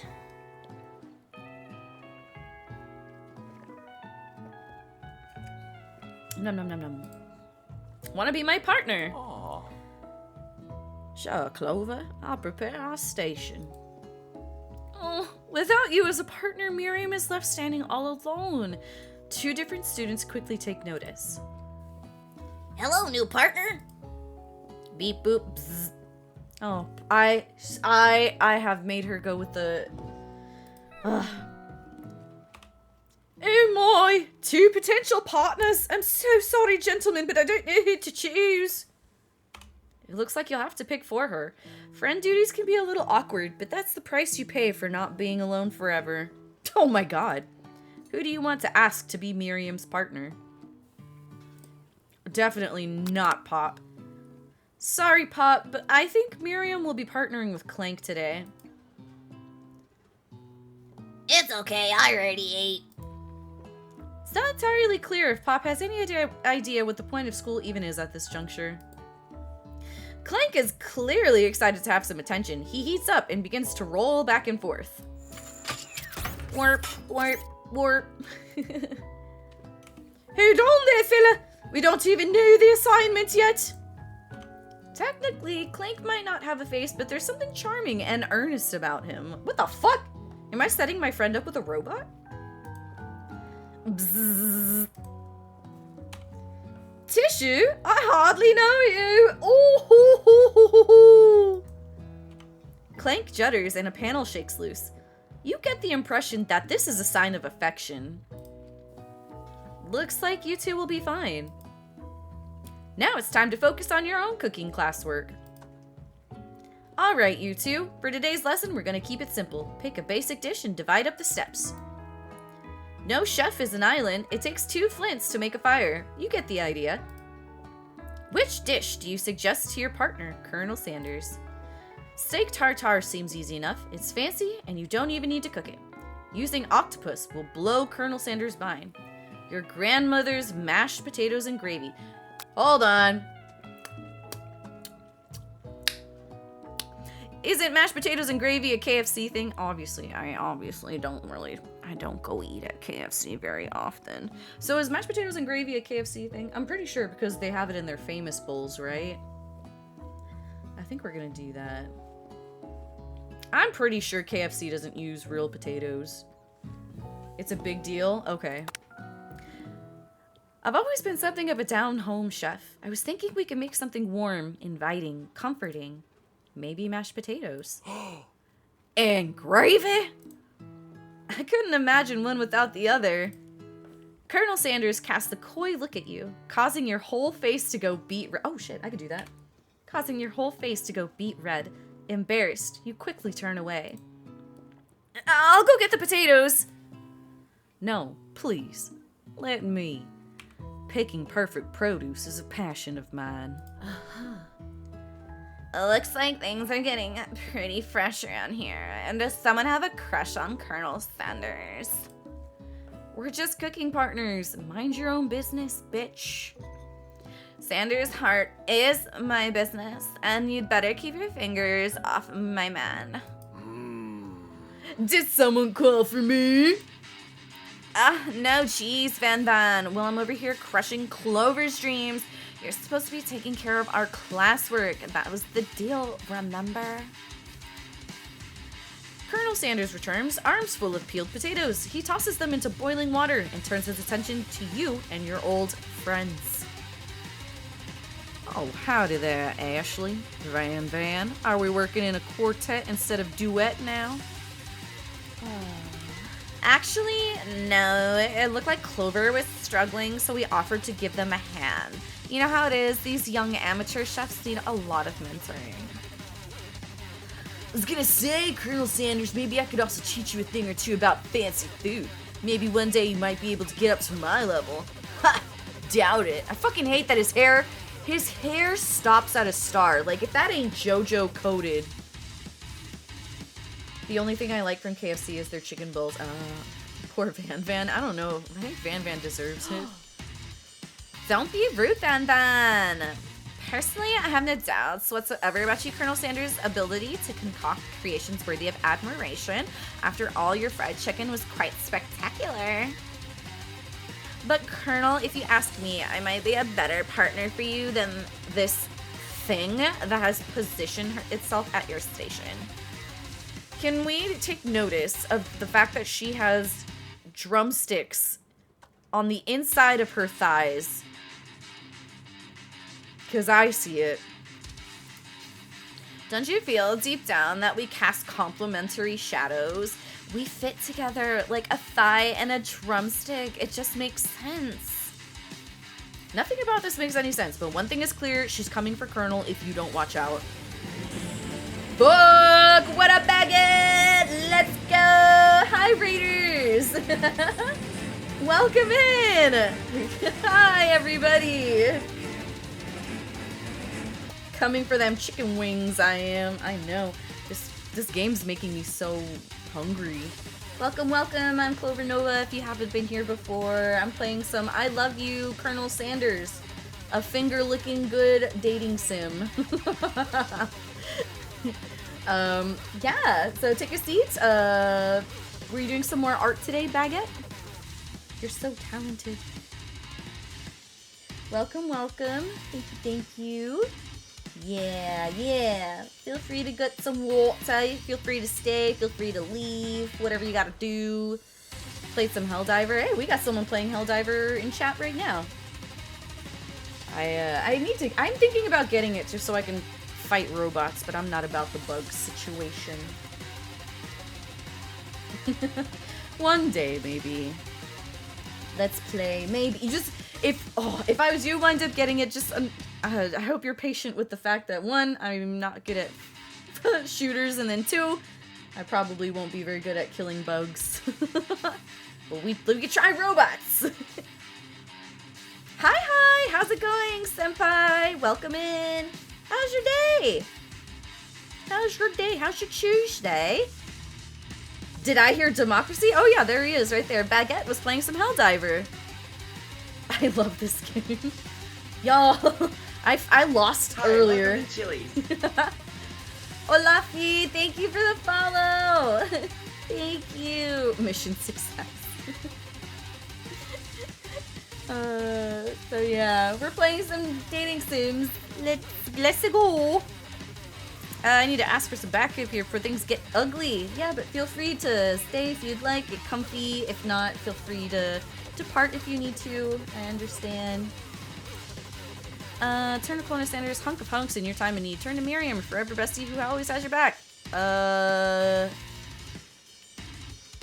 no, see?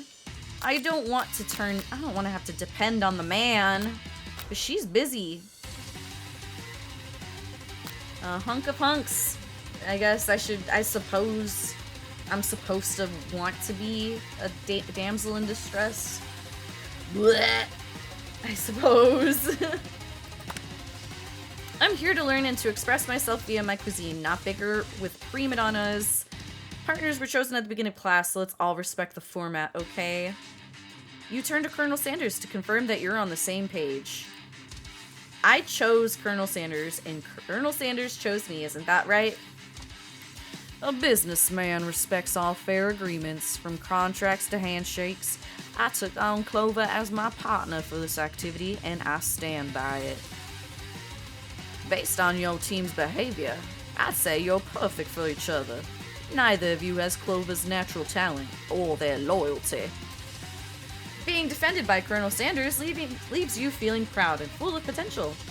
You look for Sprinkles in hopes that he might step in, but he's nowhere to be found. Darn those cute corgis and their short but sturdy stature. Sick burn. Oh my god! Thank you for the gift sub, Gao Senpai. What would you like to be known as, by the way? Do you want me to call you Senpai or Gao or just Gao? Like hot chicken grease? You look down at your station and realize that in the tension of the moment, your hands have been cooking on autopilot. Distracted by the drama, you've already crushed the boiled potatoes into a perfectly creamy mashed texture, with plenty of butter and cream for flavor. It's as if your natural passion guided you through the steps you know so well, while your attention was elsewhere. Dealer's choice on what you want to call me. Okay. Gao, I like Gao. Gao! I know just what to do. Colonel Sanders extends his hand. He's holding a beautiful white porcelain gravy boat, out of which pours a smooth, brown gravy, smothering your nearly finished potato dish. Hooray! Oh, shit. Oh, that looks good. Oh, man, I want to smell that so bad. I just want to... It looks so good. Gravy flows down the mound of mashed potatoes. The results look spectacular. Granny would be very proud. Colonel Sanders holds a spork out to you. You reach out and grab hold of it, but he doesn't immediately let go. The two of you stand holding the same spork, and for that small moment, all of the madness and pressure in this crazy world stops. Your eyes lock. The moment is electric. Time stands still. I do miss those mashed potatoes. That fucking Watch your sniff. profanity. No! No! Okay, 5 minutes starting now.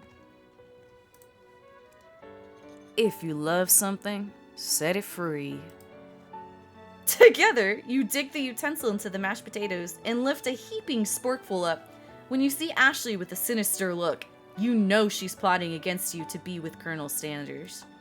And then, filled with rage and without thinking, you fling the sporkful of mashed potatoes right into Ashley's stupid, beautiful face. Van, do something!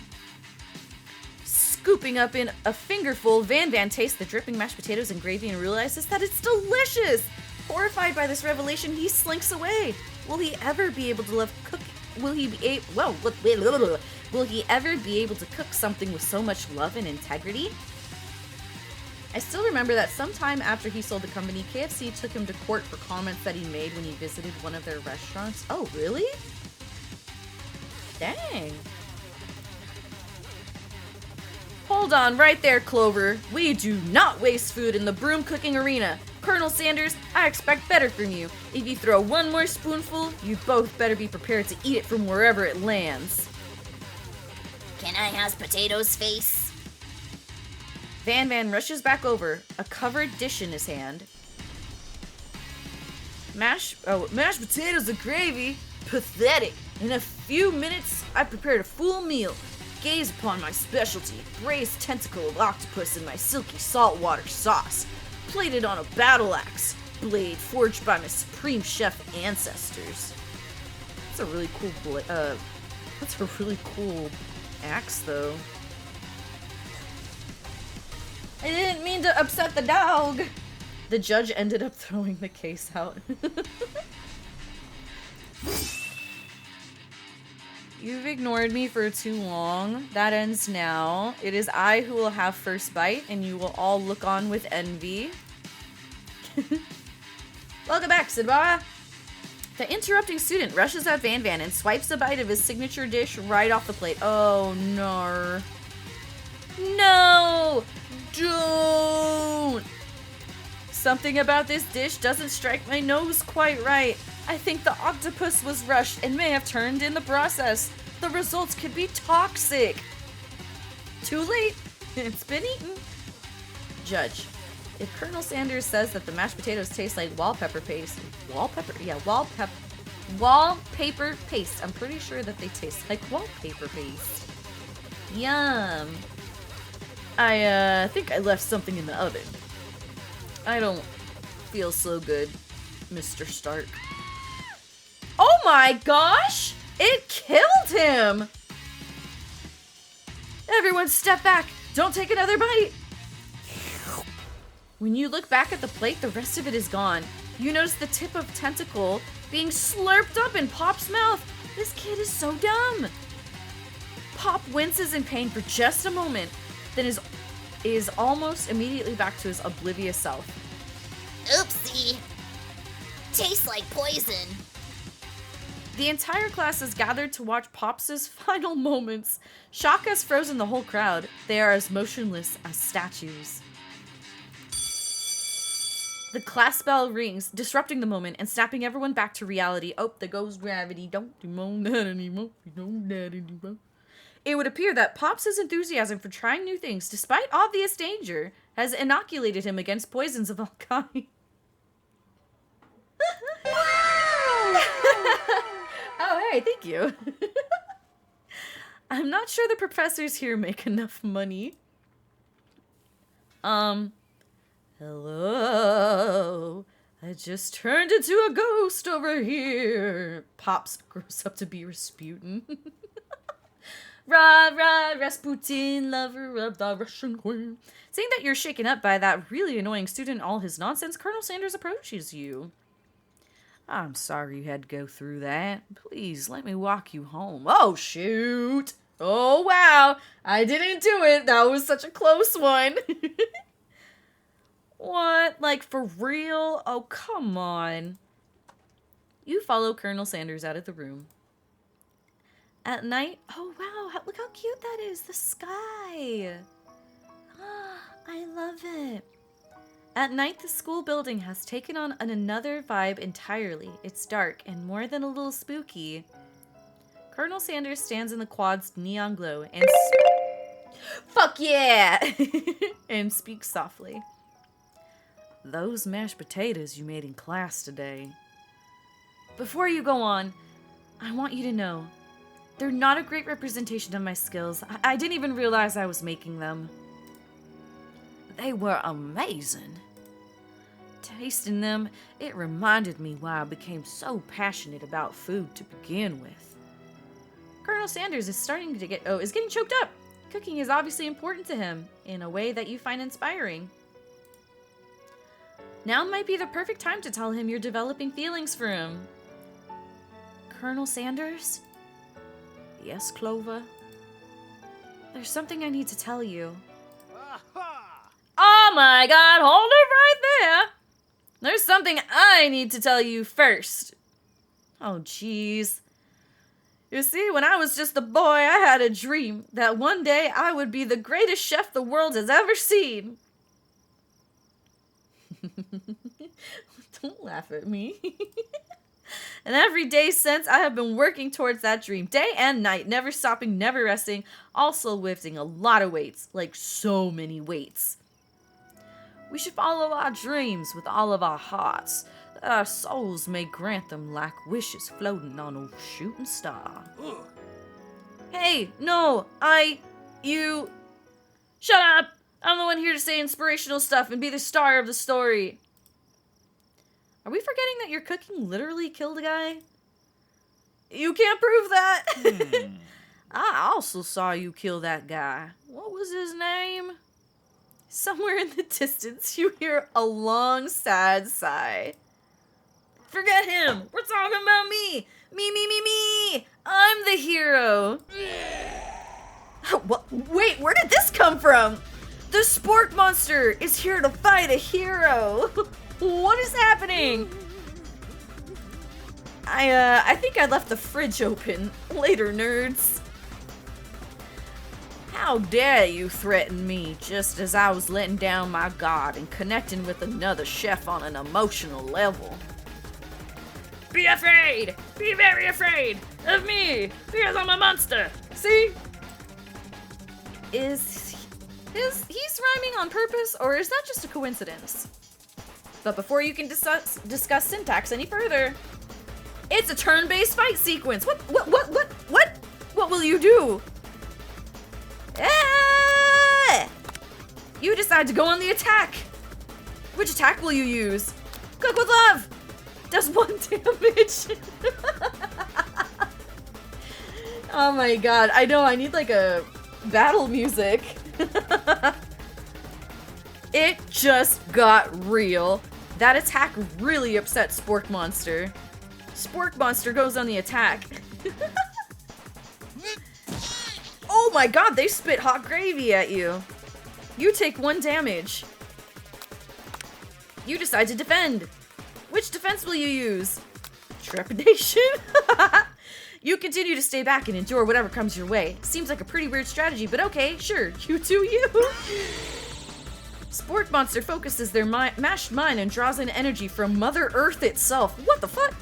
They grow larger and more intimidating. It's like a bomb. How will you respond? Attack! Sport Monster is no quitter. Buffed up and ready to rumble, they go on the attack once again. Oh shit! It used Utilitensile. If you take much more damage, you're not gonna survive the battle. Oh, well, shit. Oh. Buff up! No one can control this much buffness. You start to feel bloated and, quite frankly, a little gassy. You'd better attack soon or you're likely to explode. Chow down! 2 damage! A powerful blow! Sport Monster is oozing cheese sauce onto the lawn of the quad. I wonder who's going to have to clean that up. Feeling vulnerable, Spork Monster prepares for its ultimate attack, Rounded Edge. Vile villain, your reign of terror stops here. Colonel Sanders summons the energy of 1,000 chickens. Hot Pie Power Pinch! Oh, his chest is being a little exposed. Pot Pie Power Pinch does 10 damage! That must have been his limit break. Spork Monster is defeated! Da-na-na-na-na-na-na-na. There it is! Yay! He's strong. You saved me! An injured Spork Monster spews steam into the night. Spare this wretched beast. Forget mercy. Finish him. Oh no. Is he a friend? Do we want... He's a... Oh no. Ah! I bet the Spork Monster is student. Oh, you think he is? This isn't Jujutsu Kaisen, I don't think. I don't think that they become monsters. We'll spare him, I guess. You managed to tamp down your disgust at the sight of this gnarly beast long enough to realize that he is still a living creature with a pure soul who deserves your pity, not your wrath.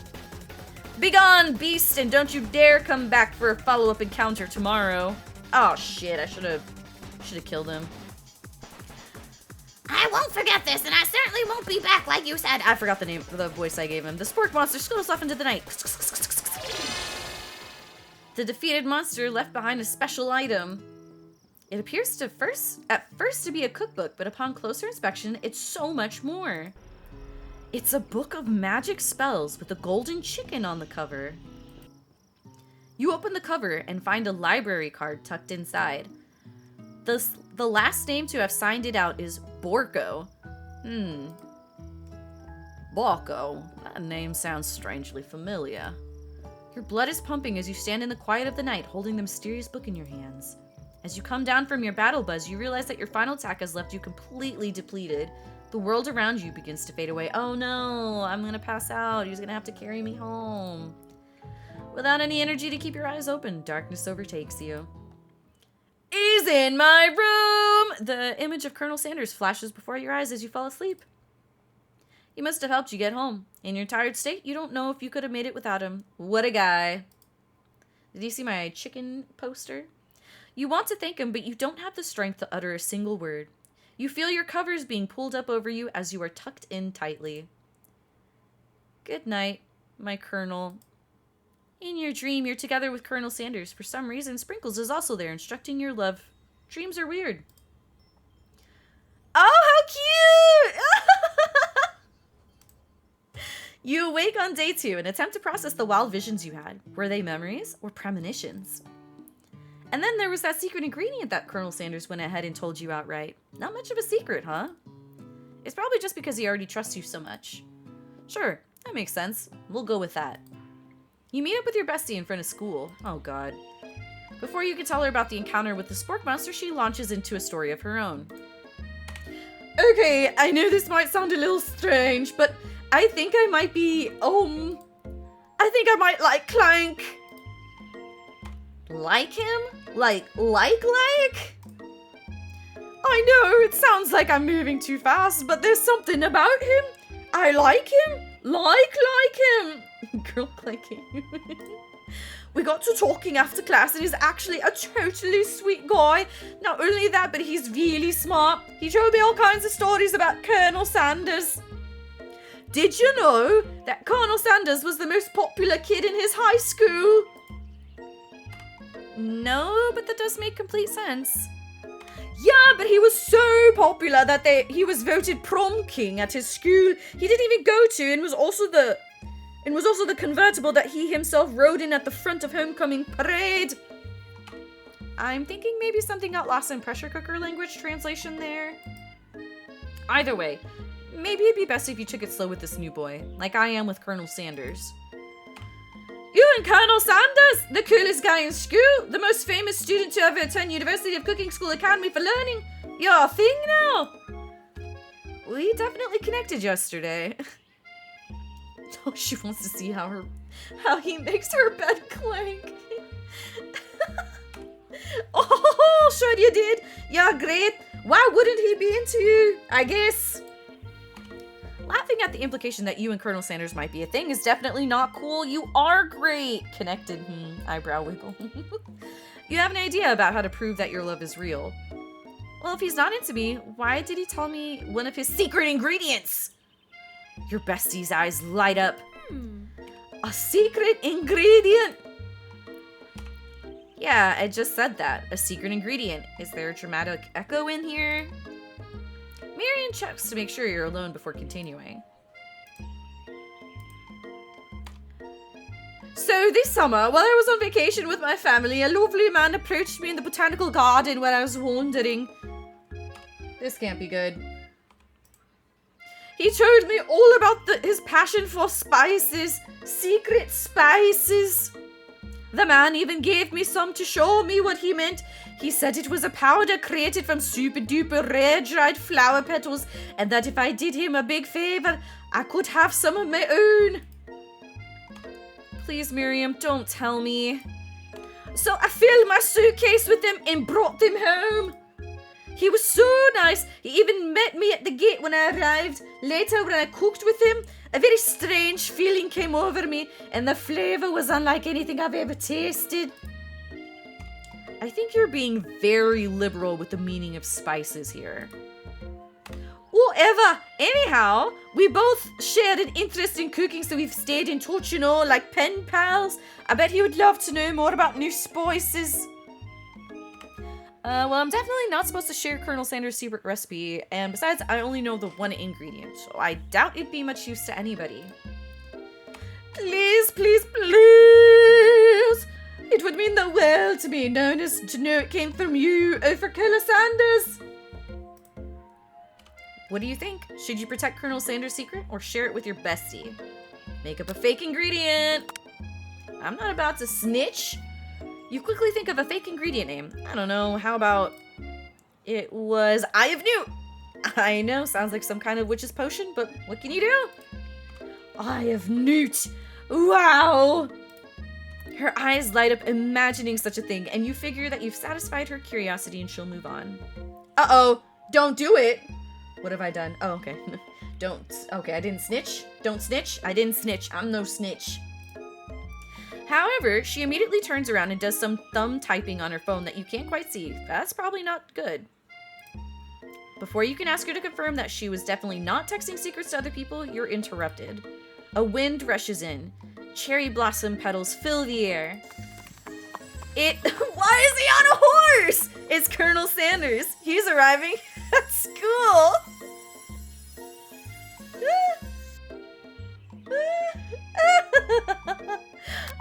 gonna run to him.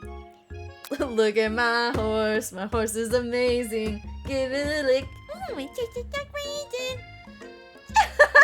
Good job, chat. Let's go. Should I run to him? You know what? You know what? I need to stop thinking about this like Clover, and I need to start thinking about this like somebody who likes love. Run to him. You decide that the best way to show Miriam how serious you and Colonel Sanders are would be to run up to him. Sure. Oh, shoot. I feel like I fucked up. Surely he'll sweep you up onto the back of the stallion and you'll ride away together. That'll show her good. That's a bad idea. Oh, Colonel, my Colonel. I knew I fucked up. However, your sudden movement spread the horse. Ah! The force of the blow completely knocks you out cold. In the darkness, you see a vision. Ooh, Clover, I'm here to deliver you a message. Not this guy. It is important that you remember this exactly as I say it. If you forget, the world could end, so you know it's serious. I have been trapped in a realm beyond, but a great prophecy relies on my return. Only you can save me. All you need to do is repeat my name 3 times. We don't even know your name. And that name is... Oh my... No! But before he can continue, you suddenly awake. Oh, jeez. You awake to find Colonel Sanders tending to you. He roused you back to life with a satchel of secret spices. Or is that just his natural seasoned musk? Compliment the craftsmanship of his horse's shoes. Lean in for a kiss. I don't think that's gonna work. Did the Colonel just teabag you? No. Students not coming back. I don't think so. Maybe he shouldn't be riding a horse to school. Maybe you shouldn't be running up to animals you don't know. It's hard to say who was in the wrong here. But one thing is for sure, that Colonel Sanders is pretty dreamy.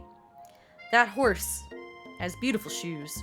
I could really feel how smooth and sturdy they were when they were pressing it to my face. That's nice to hear. No one truly appreciates good craftsmanship anymore. And with that, Colonel Sanders disappears into the school, leaving you and Miriam to follow. When you enter the classroom, you can see your 2 rivals, Ashley and Van Van, are doing something bad. By the way they're hiding, you know it must be really bad. Colonel Musk. Like counterfeiting recipes bad, experimenting with restricted ingredients bad, summoning a demon bad. Hey. You try and get a peek over Van Van's hulking shoulder, but he sees you coming.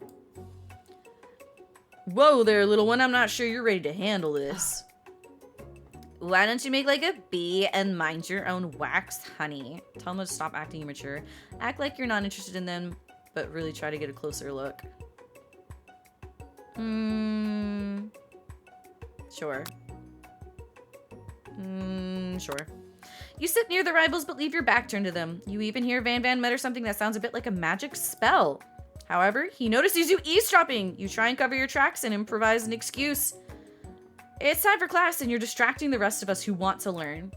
Now you've upset them. Oh, and you're the empire of cooking, are you? You make the rules. I'm not sure you know a good meal if it ain't you. Being the best chef in the world takes more than just culinary skills. It takes creativity. It takes panache. And it doesn't hurt to use a little evil. Are they related? I don't think they're related. They both kind of have purpley hair. And they both have red eyes. And I think he has like a siscon problem. You finally get a look at what it is they're hiding. You instantly recognize it. Oh, it's a book! Just like the one you found after your encounter with Spork Monster! That's the same book that I found last night in the quad. Ashley immediately elbows Van Van, who hides the book behind his back. Ugh. I don't know what you're talking about. The book is a family heirloom and its contents are secret. You notice that they haven't just been studying the book. They've got Pop pinned to the wall and they're tossing potato skins at him as he tries to catch them in his mouth. We're playing. Before you can dig in any further, you're interrupted by the arrival of more students. It's almost time for class. Beep beep. Clank must be running late. He's in such a hurry that he rolls right over Van Van's meaty foot. Hey, watch it, you bucket of bolts. You watch how you talk to him. He didn't do anything. Womp. Oh, he's angry. Look at him. Who do you think you're talking to? I've never heard such language, not even from a stand mixer. Womp womp. No, your mother was a stand mixer. Oh, he's gonna fire off his lasers. Van Van jumps to attack Clank, but Clank shocks Van Van, sending him flying across the room. Protect me, Colonel Sanders. These crazed men are about to come to blows. I think it must be over me. I'm not interested in either of them. Ashley's tone has completely changed in an instant. She bats her eyelashes as Colonel Sanders. Surely he must know that this is a ruse, right? Gentlemen, get a hold of yourselves. Save it for the arena at least. Oh, don't. Honestly, what do I care? I've got a lofty career aspirations to focus on. Maybe I can help you with your business plan. Just then, Sprinkles arrives to signal the true start of the day. He's panting, which doesn't seem that abnormal. He's a professor, but he's also a dog. Students, please take your seats. I apologize for my late arrival. I spent the morning chasing a car all around town, and my tiny legs are very, very tired. But I'm here now, and I hope you're ready to learn. Rub his furry dog belly. He loves it. Sprinkles stops in his tracks and sniffs the air around you. Something has him in a trance. It's the scent left on you from Colonel Sanders. Why do I smell like him? Sprinkles jumps on you and licks your face. Down, boy, down. Off topen. That command shouted by Colonel Sanders has snapped Sprinkles out of his trance. I wonder what's up with that. Sorry, I got a little carried away. After he catches his breath, Sprinkles regains control of the classroom. Without further ado, we'll review the global history of my new favorite fowl, the chicken. You want to pay attention to the lesson. Truly, you do. Oh shit, should I get something to write down? I'm ready. Hold on. Fucking ready. Where's my pen? Aha! No one can resist his musk. Which is why, in 1776... Oh shit. Wait, what? At the signing of the Declaration of Independence, it was a chicken who first signed their name. You can't help but daydream about Colonel Sanders, and you miss most of the important parts. When you come to, Sprinkles is holding a tray of food in front of you. Well, Clover? Naturally, this appears to you to be a sample platter. Which item do you want to sample? Uh-oh. Oh, I'm glad you got your notebook for that. I know, I was ready to write shit down. I love writing notes. A shimmering pepper? Seriously, guys? Okay. A brightly colored pepper stands out from the other items. It sparkles in a most eye-catching way, so naturally you reach out, grab it, and eat it right away. However, your body is not prepared for the heat. The pepper has triggered an intense spice. What is wrong with me? It feels like forever as you trip through the universe. My friend. Oh. This guy again? I'm here to give you an important message. Ooh. You must avenge my death and fulfill your destiny. Lots of trips today. All you must do is... I was saying, to fulfill your destiny, all you must do is... Sorry, I think I still got some spice stuck in my throat. It's fine. I'll work through. To fulfill... the prophecy... you must... You feel yourself begin to regain consciousness. Aw, man. You come to and find everyone is staring at you. That pepper was the last of its kind on Earth, and now it's gone forever. All three of yous, jail. Vask and Justina Cinnabar, go to the corner. You think to yourself, geez, I should pay better attention. We all make mistakes. I'm sure he'll forgive you someday. Come on, it's time for lunch. Before anyone can relax, the cafeteria lights dim, and your rivals enter to make a dramatic announcement. Honestly, why was he holding it out? I know, right? Today's lunch will be prepared via time competitive cook-off. The level of theatrics with these two is off the charts. Demand that they stop wasting everyone's time. Step up and tell them you're on. Sure.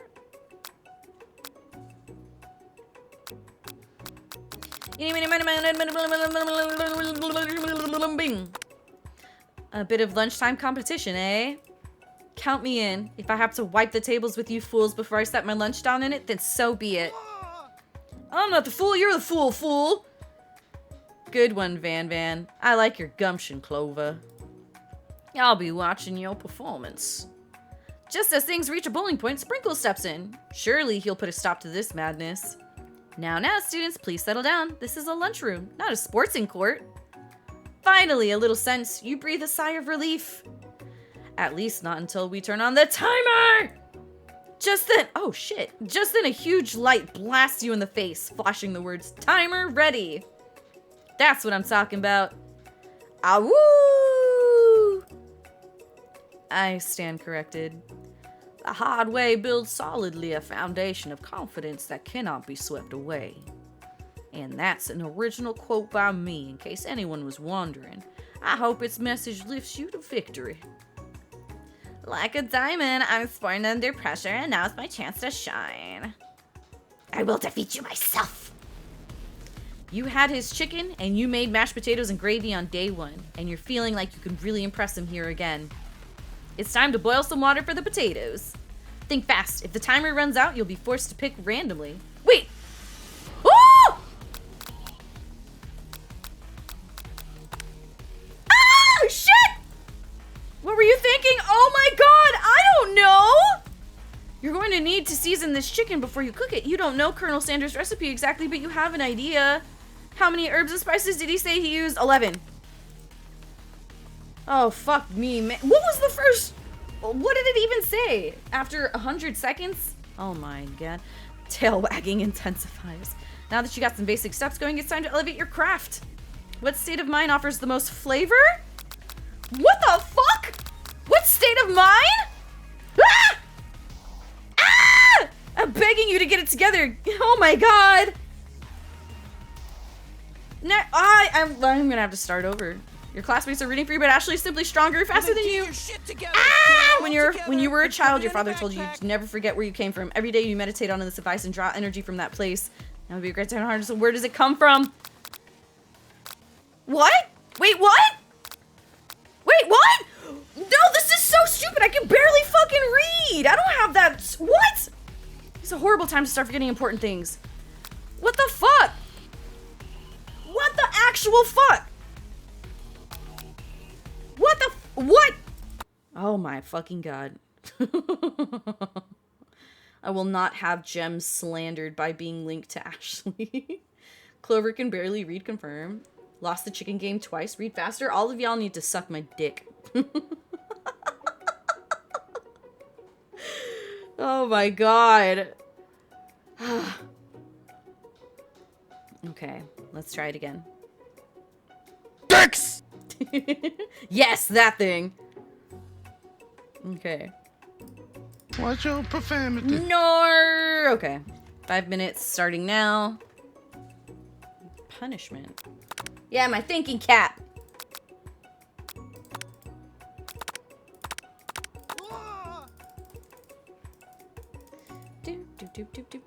Here, this will help. Thank you. Thanks. Okay, well now we know it was 100 degrees Celsius. I need y'all to read as fast as me then, if that's the case. Okay. How would you have gotten into the school without knowing that? That's rude. Did y'all remember the next question? Because I already forgot. Oh my god. Hold on, what is this?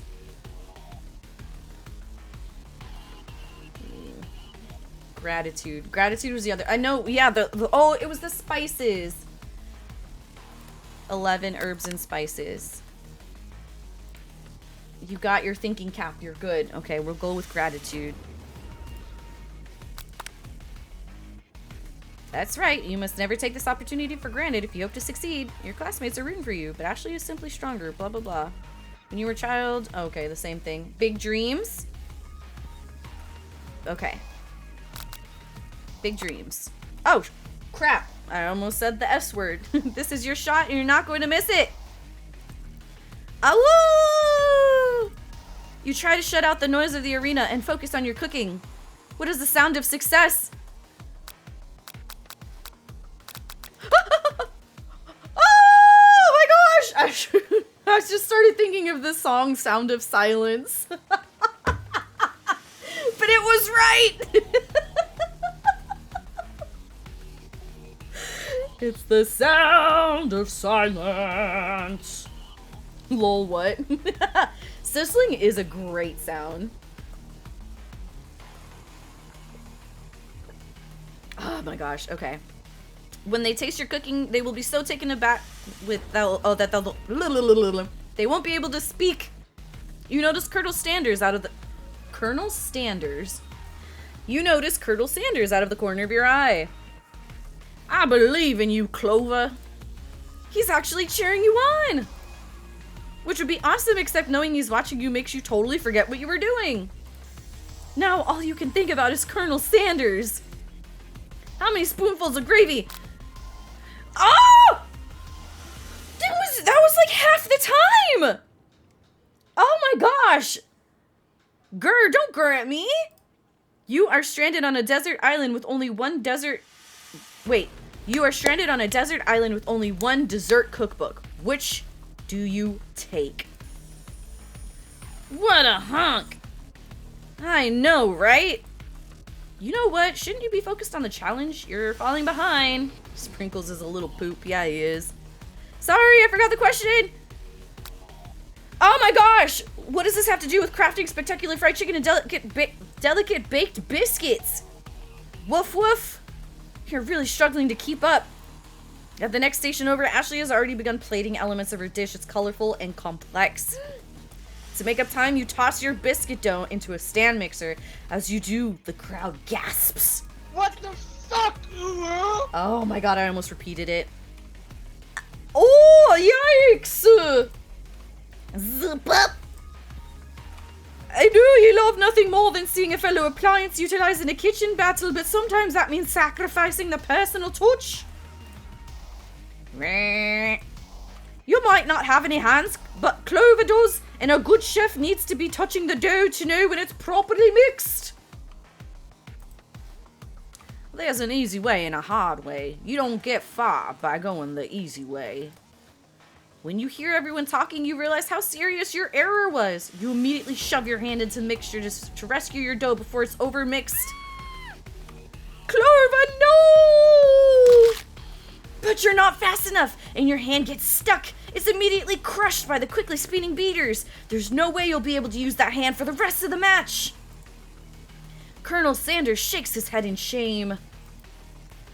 What you often find is that the easy way can turn out much, much more difficult. Everyone stop what you're doing right now. The battle is over. It can't be. I was so close to finishing my dish. Sweetheart, look at your hand. You simply can't go on. Fuck yeah. Oh, that's too bad. And here I am with a completed dish, ready to serve. Surely that makes me the winner by default. No, it wouldn't be fair to compare the two on account of Clover's injury.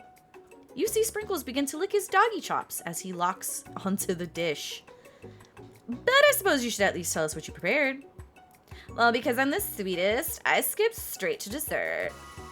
Under this white chocolate dome, you'll find a wide array of delights, taking you on a journey of flavor that tastes good and tells a story of excellence. I'd be breaking my other hand on her face, I know. I was going to ask Clover to do the honor, but since you're injured, I'm afraid that pouring this creamer of delicate hot chocolate sauce might be too difficult. Colonel Sanders, if you wouldn't mind lending me your strong, steady hand. Colonel Sanders pours the hot chocolate sauce on top of the dome, causing it to melt away, revealing the ingredients within. Inside, oh wow, that actually looks pretty good. Inside, you'll find a delicate fried cheese croquette atop a slice of honeycomb, ice cream 2 ways, tender nougat, and pearls of blueberry gelée. Colonel Sanders seems intrigued, but perhaps not impressed as he dips his finger in the chocolate sauce. Simplicity isn't your strong suit, is it, Ashley? Oh, you. as he places a sauce-covered finger onto his lips. Ashley leans over and whispers something into his ear. A dab of sauce sticks to his mustache. Internalize the rage. Put yourself between them. No, because the whole school is watching. I'll get him. I'll get him. I'll get him back. I'll get him. Your rage burns so intensely with your eyes that they burst into flames. The flames cause your eyebrows to catch fire. What is happening? And turn to ash, and they fall off of your face, which means people will have a hard time understanding your emotions for the rest of the semester. Perhaps forever. I just lost my eyebrows. Embarrassed and ashamed by your poor performance, not to mention your crispy fried brow, you run for the quad to be alone. This is what happens to non-fire people? I couldn't fucking relate. Can't relate. You wouldn't understand. I really don't. The beautiful weather feels like an insult. Inside of you, a storm rages. It's Colonel Sanders. He's probably here to tell you that he and Ashley are in love and have decided to get married. And he won't even ask you to cater his wedding because you're a terrible chef and an awful person. You try to hide from him, but he approaches you directly. I know you're hurting right now. Not just from the devastating loss, but from that run-in with the mixer and that small fire. We should get that checked out. I'm fine. Can't you just leave me alone? I'm a loser. I'm not fit to fill your fryer. I'll never be a master. Who the fuck? I'm not fit to... Failure is a part of life, not just for you, but for all of us. Do you think I've never failed at anything before? That's exactly what I think. Well, then think again. I wasn't always the man you see before you. Enrolled in culinary school, incredibly handsome, successful, motivated. It's not his fryer you're trying to fill, girl. Well, handsome, sure, I was born that way. But I've walked other paths and arrived at dead ends. I was passionate about life, but I failed as an obstetrician. I was passionate about justice, but I failed as a lawyer. I was passionate about livestock, but I even failed as a mule handler. That one was especially humiliating. Mules can be so cruel. I lost my business partner to a gunfight. And I lost my innocence when I picked up a firearm and put a bullet in my rival. He survived. For a while, anyhow. I didn't know. People see my delicate ribbon tie and well-kept beard and assume I've got it all together, which is true now, but it hasn't always been. Sounds like this guy could really use a hug. I resolved then that I was going to amount to something. No amount of hours, labor, or money would deter me from giving the best I had to give. As Colonel Sanders changes focus, you could see something ignite inside of him. A burning passion. The Colonel has killed a man. That's not canon. One has to remember that every failure can be a stepping stone to something better. My new dream is pure. It's honest. It's something that a humble man in a crisp white suit could be proud of. I will create a new chain of chicken restaurants that will bring joy to the entire world and make up for my past misdeeds. Yay! Just as your moment grows intimate, you're interrupted by a threatening, shadowy presence. Battle scarred from the night before, you prepare for the worst. It's the Spork monster! Borko? It is I know I said I wouldn't be back, and after the whole fight to the death thing, maybe you don't really want to see me anymore, but... I just wanted to say I was wrong to attack you, and I apologize. I know what it's like having to always look over your shoulder. Monster problems, am I right? Aw, thanks, Borko. I'm glad there are no hard feelings. Getting jumped by a giant creature in the dark of night can really rile a person up. I also want to apologize for the way I switched right into attack mode. I know that you're strong, and cooking school can put a person under a lot of stress. I actually used to go to this school. I wasn't always a spork monster, you see. I don't believe it. You were human once? Well, no. I was a golden retriever, but I was still a student until one day, some mean kids with a magic spell book cast a dark enchantment on me, and I was forever transformed. Oh my god. A magic spell book. Precisely. I had procured a copy for myself, but somewhere along the way, I've lost it. If you find such a book, I beg of you, respect it. You're a powerful chef and shouldn't rely on such dark and evil magic. No, you should be protecting the innocent from those who would cheat them through sorcery and guile. If you need me, don't fear. I will be there. It sounds like there are some bad cooks in the kitchen of life. Clover, together I am sure we can defeat them. Come back to my hideaway and we can discuss. A personal invite! You can't imagine what Colonel Sanders' home must be like, but it sounds like you're about to find out. Stepping inside Sanders' home, surrounded by his things, you start to feel a special bond with him. It looks like you live such an exciting life, Colonel Sanders. Hey, Lord Lucius! What it do, my boy? Welcome, welcome. We're trying to date Colonel Sanders. Take a seat. Put your feet up. Every day can be an adventure if you approach it with the right attitude. Long ago, I made the decision to never stop searching, never stop working, never stop imagining. Have you been working on any new recipes of your own lately? I'm always excited to talk about food with another ambitious chef. Oh, there is something. It's just a side dish that I've been tinkering with, trying to find the right balance of flavor and textures. I'm not sure I've nailed it yet, but I'm close. Colonel Sanders' eyes perk up as he starts to wonder what dish you might be describing. It's meant to pair with something spicy, or something crispy? Both, perhaps? Now you've got him right where you want him. Should you reveal your new creation to him, or keep it a secret just for you? No. You decide that you're as ready as you'll ever be to share your original cooking with Colonel Sanders. Before you can talk yourself out of it, you decide to dive in headfirst. You reach into your lunch bag for a special dish that you've been keeping on ice all day. I present to you my original coleslaw.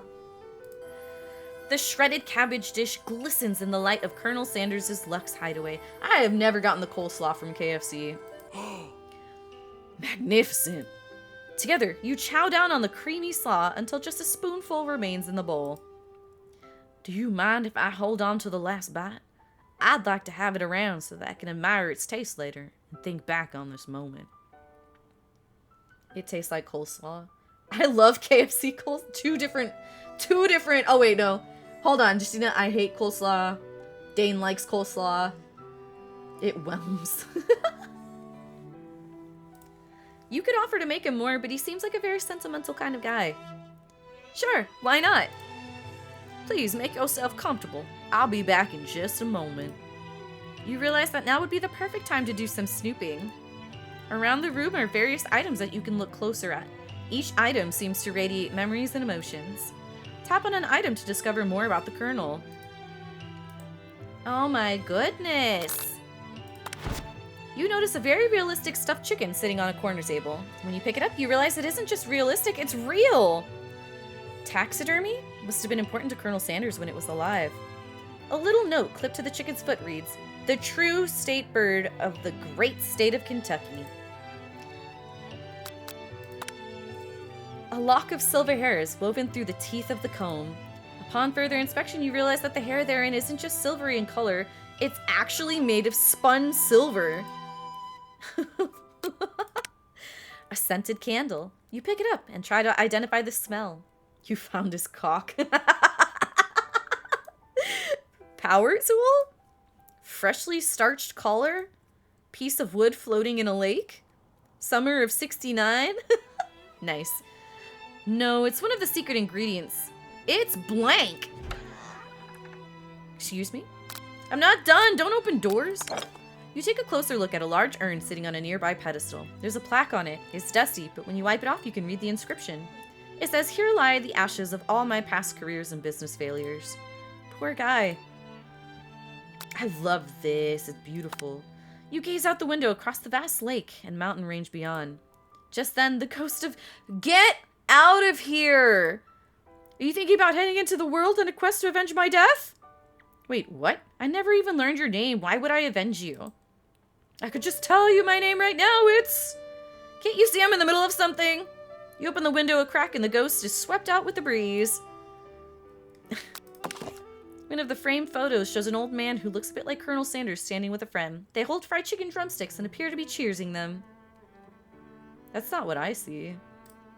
You look closely and see that there's a short inscription. I wonder who my friend Pete is. Pete? The photo appears to be Colonel Sanders, except he's an old man visiting the pyramids of Egypt? Maybe this is where he discovered one of his secret herbs and spices. An adorable little baby boy crawls across the floor. From the goatee and mustache combo he sports, you figure that this must be Colonel Sanders himself. That, or maybe it's the drumstick that he seems to be waving like a rattle. Who frames a baby picture of just themselves? Probably the same type of person who would make their own face the logo of the company they founded, am I right? This must be where he keeps the secret recipe. You think for a moment, what number is important to Colonel Sanders? Then it dawns on you. As soon as you turn the dial to 111111, the safe opens! Inside it, you find a single note. Can chicken be prepared sashimi style? The fuck? The fuck? You open the door to Colonel Sanders' closet and find a row of his signature white suits hanging within. You take one off its hanger and try it on. Oh no. The jacket is a bit big for you, but it's soft and comfortable. You give yourself a deep hug, breathing in his scent. They say that home is where the heart is. Is this what they meant? That's the date Skyrim was released. Was it really? Before you can look any further, you hear Colonel Sanders returning. He has a new dish that he's been working on. He wants you to taste it. You try to act casual until he asks why you're wearing his jacket. She's moving too much stuff, I know. I don't usually loan those out, but I must say, it does look good on you. Ooh, there is. Oh crap, the jacket. You forgot to take it off. You decide that now is your moment and make a big move. You tell him you're cold. You fess up and tell the truth. I feel like I should just be honest. We love his musk. You confess. I think I've developed feelings. Oh, I didn't think I was gonna be. Ooh, I didn't think I was gonna. I might be developing feelings for you too, but I'm concerned. I can't let anything get in the way of my dreams. Overwhelmed, you take off the jacket and run for the door. But the thought of leaving Colonel in the midst of such an emotional breakthrough gives you pause. You stop yourself. Colonel? Yes, Clover? I honestly think this may be the beginning of something wonderful. I think you're right. We should take things slow. You talk late into the night and drift off into slumber. I spent the night? Dream sequence! It's so cute! You awake to a beautiful morning in Colonel Sanders' hideaway. Did you make the right decision on how to respond to Colonel Sanders? Only time will truly tell. This is what you dream up after one night stand with the Colonel. Ew, what is that fucking emote, Justina? It looks like the fucking dinosaur baby. What's that show called? It's so old. It's like a family of dinosaurs. Is that a pickle? What the fuck? Oh, I'm so easily entertained. Ew, stop! What are these? It's called the dinosaur. Ew! Stop! Ew, I hate them. Oh my god. Oh, I'm dying. I'm fucking dying. Ew, these are so cursed. I need to get cursed emotes so bad. Oh my god, you think about the new secret ingredient you just learned about. In some jurisdictions, blank isn't even legal. But if the recipe is a secret, how will they know? Your thoughts are interrupted when Colonel Sanders emerges into the room. He's holding a gorgeously plated breakfast and your mouth waters at the sight of it. Here's a simple breakfast I just whipped up. Oh my god, there's a pickle just flying around the screen. It's meticulous. You taste Colonel Sanders' food and it takes you on a journey. Oh, I didn't mean to click so fast. When you return, he's waiting to ask you an important question. So, would you say we're the perfect match? How presumptuous! My cuisine and your taste buds, that is. Such confidence, such grace. Could he be the world's greatest gift to cookery? Take him down a peg? Flatter no, my boy. Continue. You know, I think we might make a great team. A single tear begins to pool in the corner of his eye as he gazes out the window. And with the right business partner, I know I can't fail. business partner? Could he be talking to you? It's all happening so quickly. Overcome with emotion and confused by your feelings, you're on the verge of tears. Unable to speak, the only answer you can find is to run out the door and get home. My character, the MC, is so stupid. There's still one more day of school after all. The University of Cooking School. Academy for Learning waits for no one. Why would you run away? He just confessed. You get home to find something very surprising. Your best friend is there waiting for you. Where have you been? Because I had one heck of a night. Oh, wait a second. My microphone. I've been desperate to talk to you about it, but I couldn't find you. I got worried that something had happened to you. It's okay. I was just... But now that it turns out you're fine, I can finally get you up to speed on the saga of Miriam. Sure, but... You will not believe what happened to me after school yesterday. I went on a date. I think I can believe that. Since I'd been partnered up with Clank, he's asked me to go on a date with him. Of course, I told him you'd better keep your dials turned to polite and respectful. I'm not that kind of girl. But he was just interested in spending some one-on-one time together and getting to know me. So I said, yeah, sure. I can get to know the little metallic guy. Long story short, he took me skydiving with his friends, but things quickly spiraled out of control. Did she just say skydiving as if that's a typical first date to go on? With a talking pressure cooker? And now, I'm not really sure where we stand. You don't give Miriam time to tell the whole story, however. Bottling up the details of your own night is just too much to bear. And I went on a date too. Back to Colonel Sanders' house, where I spent the night with him! You what? Nothing happened, but the emotional connection was wowzers. Miriam offers to support you no matter what you do. Together with your bestie, you feel like you can do anything. When you arrive at school, oh my god, I hate them. You encounter your rivals in the quad. You can tell from a distance they're picking on Pop, though he himself might not quite grasp that. Because you know, he's Pop. What's a swirly? That sounds delicious. Clank caught Riz. Oh, it's great. I'll order you one up right away. I'll have my swirly with sprinkles, please. Sprinkles is a dog and a treat. Oh. You can get your swirly dip too. Why don't you pick on someone your own size? Because I'm literally the biggest person at this school?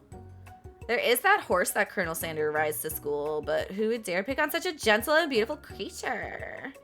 You got some nerves, Clover, suggesting I pick on a defenseless horse. Now you're twisting my words, and I won't have it. You clench your fist, but the injury from yesterday's mixer accident makes you wince with pain. Doesn't look like you could go on cooking like that. Might as well just give up. I'll never give up. Ever. Colonel Sanders arrives. Just as it appears things are close to boiling over. A naturally intuitive person, he senses that something has been going on.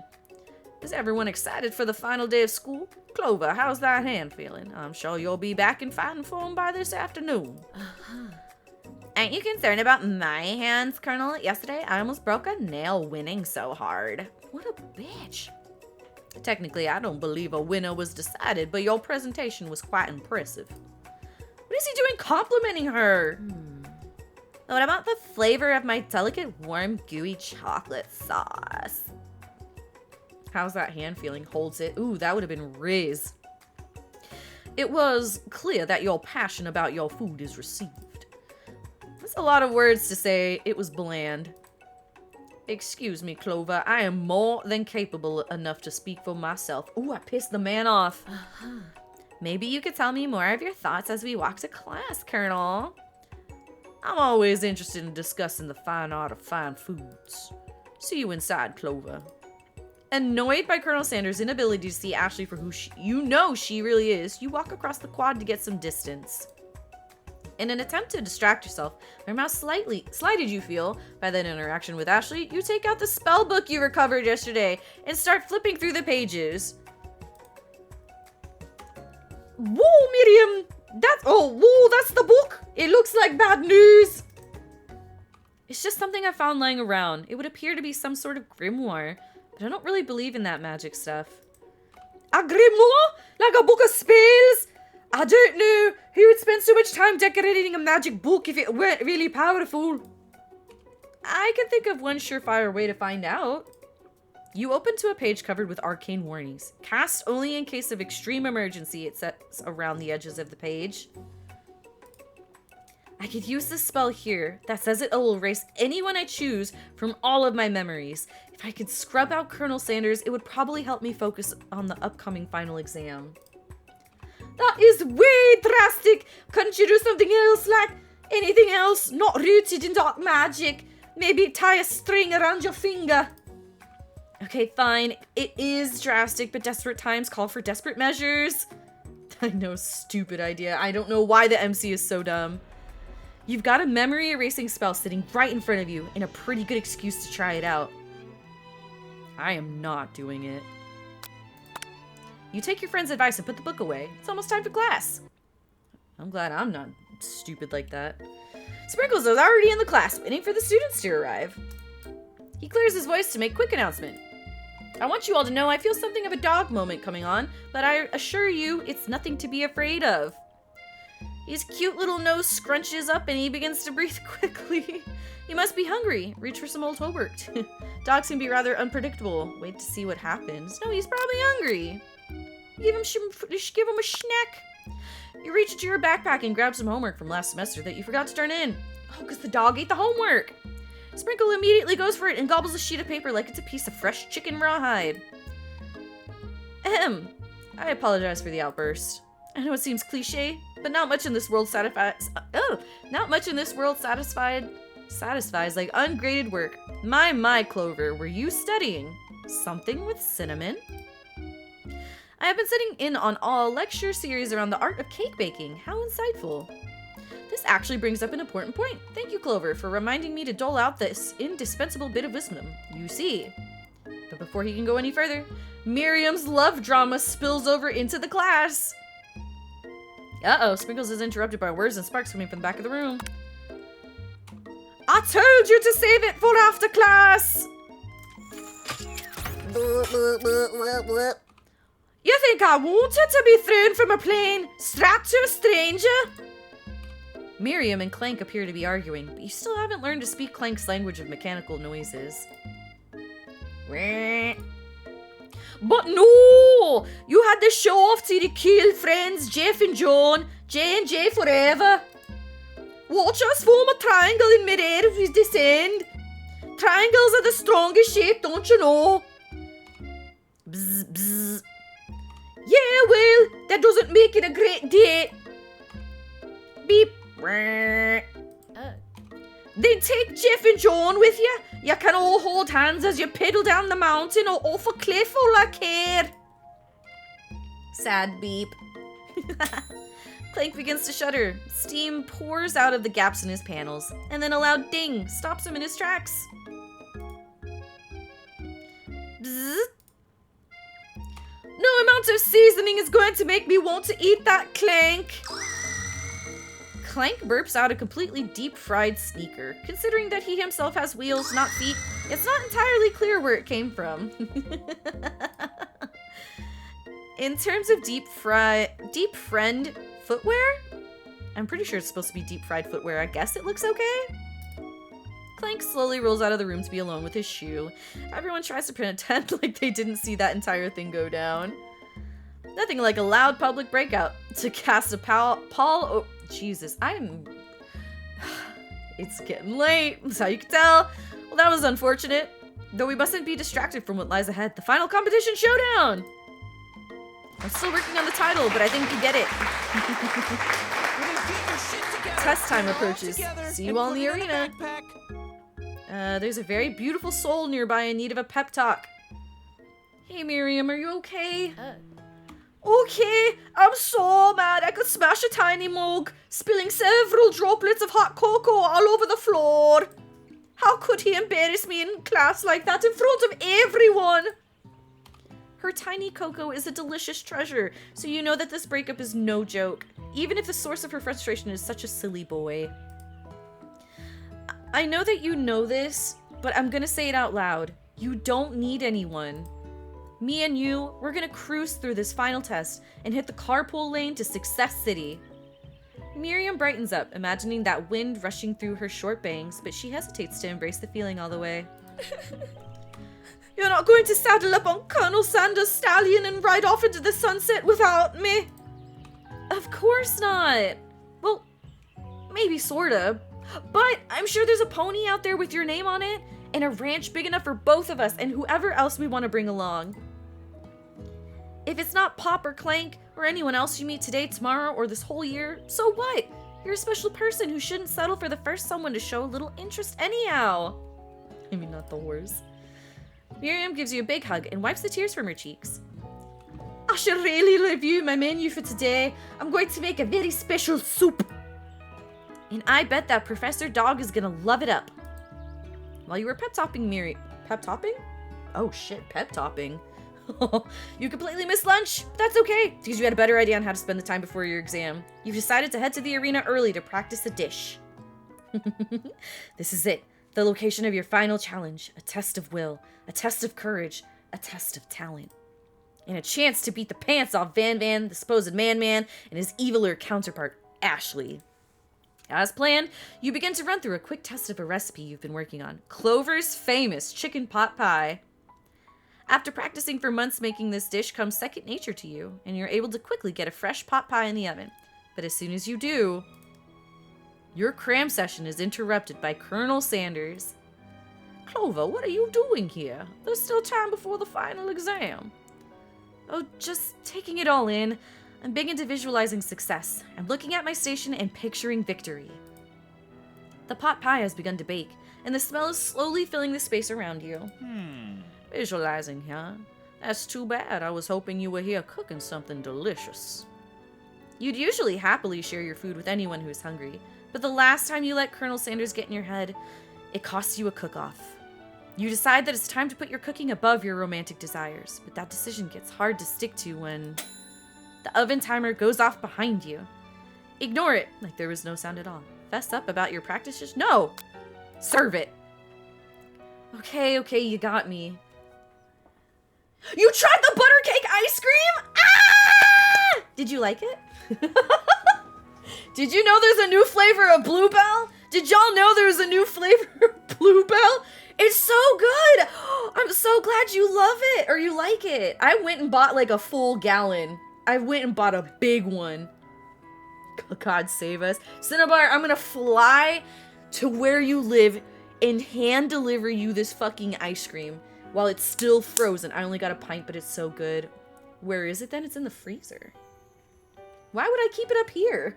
It's gonna melt, you shilly goosh. I'm doing a little bit more than visualizing.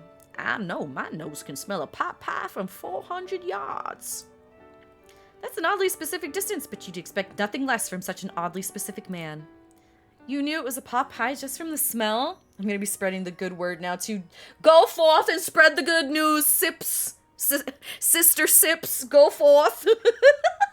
We are now the sisters of the gooey butter cake ice cream. We're gonna create a cult. Pound a whole gallon in one sitting. I fucking would too. People have to stop me sometimes. Like, shouldn't you chill on that? Not just a pot pie, but a chicken pot pie with an all butter crust. And my nose is telling me something else. Sisters of the gooey butter cake. Oh no, is it burning? Haha, no, I can smell that it was made with a heaping helping of TLC. But it'll probably stop burning any second if you don't pull it out. The moment of truth. Wow! It's the best pot pie I've ever tasted. I've always loved country cooking, and I could eat this all day. There's no time left. The final showdown is about to begin.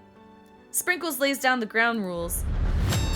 There are no rules. That is, except to cook with everything you've got. You step up to the cook-off of a lifetime. You decide that mac and cheese, plus the pot pie you've been practicing, are just the dishes that push you over the edge to victory. Meanwhile, both Van Van and Ashley are prepping wildly elaborate dishes, per their usual over-the-top selves. Miriam has her giant magnifying glass and several sets of tweezers. She's definitely prepared to go big. Going small.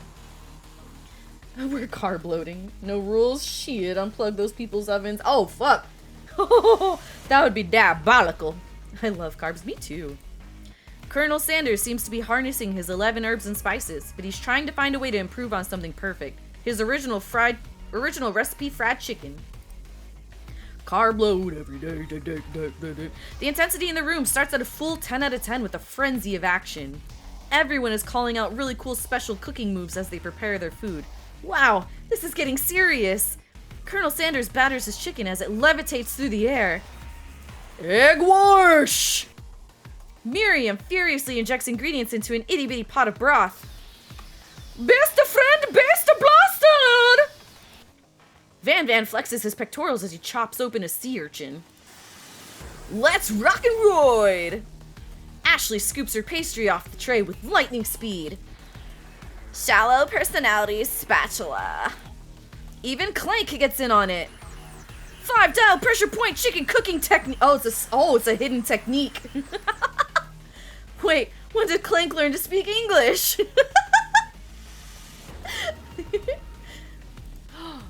It's the singularity, as was foretold. We mustn't let it happen or the appliance uprising will take us all. Self-destruct. Van quickly unplugs Clank and rolls him out of the back door of the arena. As you frantically prepare your dish, you notice Ashley has her spellbook out. Is she going to use some dark magic to turn the tide? I'm so invested. You've got a book of your own, and you're desperate not to see her win another battle. Should you take this opportunity to fight magic with magic, even if it's almost certainly evil magic? No, we can't. The game will know. I'm not. Who needs magic when you've got passion? I'm going to do it the hard way. No evil. Colonel Sanders sees that you've chosen to win on your own terms, and he gives you a subtle wink from across the room. I believe in you, Clover. Miriam notices too. And I've always believed in you, Clover, since we were little kids, because I'm your best friend forever. You turn to notice that Miriam is at your station cheering for you. Oh, thank you for the head pats. Miriam, what about your dish? If you're here cheering, who's cooking? Tiny food, short cook time. I'm actually already done, so I thought I'd help you.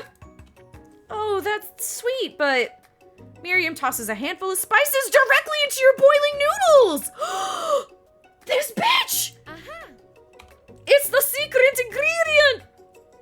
However, she doesn't know that you lied and the ingredient was made up. And where in the world did she get an Eye of Newt from? Oh my god! Oh my god! The boiling pot explodes, sending Miriam flying backwards. The watery noodles begin to swirl in the air, bubbling up into a dark cloud that thickens and congeals before your very eyes. It is I, Steve, the spork monster. Oh, he has a name. Steve? Wait, what happened to Borko? You're not here to battle me, are you? We spork monsters are many. I think Borko had the day off, but you have conjured Steve, and I hate to battle, so I'd say you're doing pretty alright. Oh hey, you're in the middle of a cooking competition. I love this stuff. It's better than TV. You crazy kids and your culinary skills really impress me. Mind if I hang out? I'm sorry, Steve, but I'm kind of in the middle of something. Do you mind? Steve the spork monster notices that you got the grimoire stashed beneath your cooking station. I see what you're up to. Crisscross some magical items and accidentally summon me, huh?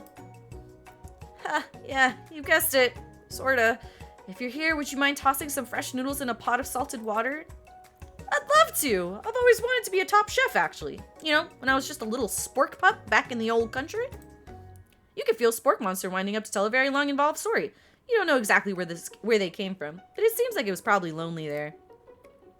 Actually, you know what? Maybe you should watch from the stands. I really need to focus on this competition. See what you get for being a filthy liar. I understand. It's kind of like that time in monster school that I had fallen asleep during a scare tactics class, and when I woke up, you toss a serious stare at Steve, and he takes the hint. More Spork monster lore. Never mind. I'll tell you later. Good luck! Having suffered this huge setback, you don't know how you could ever win. Give up and drop out? Absolutely not! Why would I do that? I can do this. I have what it takes. I came here to win. Your hair turns mac and cheese orange as culinary energy flows through your body. My heart is pure. My hands are steady. My taste buds have been preparing their entire lives for... Yes, Clover, you are the chosen one. You will avenge me. The power you'd been summoning immediately fades back out. You interrupted my inspiring monologue. Disgusting. Sorry. My heart is pure. My hands are steady. My taste buds have been preparing their entire lives for this moment. I will show the world my cookery. You begin to levitate off the ground. Energy courses through your body. I think we are a Super Saiyan. You know that with this power, you could do anything. Except turn back time, which would be super useful because while you were still powering up, your chicken pot pie overcooked in the oven and can't be served. But don't worry, dear Clover. You may have suffered some setbacks, but all is not lost. Impressed with your fortitude, Colonel Sanders decides that you have earned his support.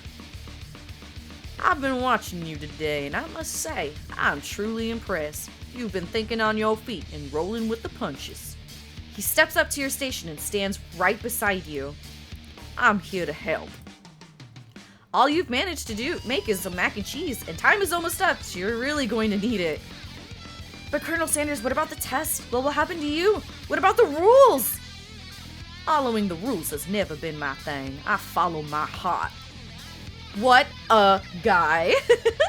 Colonel Sanders unfolds a delicate white towel to reveal the most delicious fried chicken tenders you've ever laid your eyes on.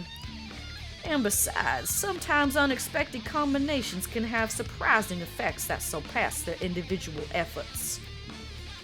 The music does go really hard. Are you suggesting if we combine our forces, we can form the perfect food union? Time's up, students! With time expired, it's the moment everyone has been waiting for.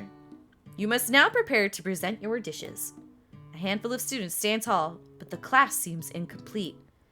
It seems we're missing some students. Pop? Clank?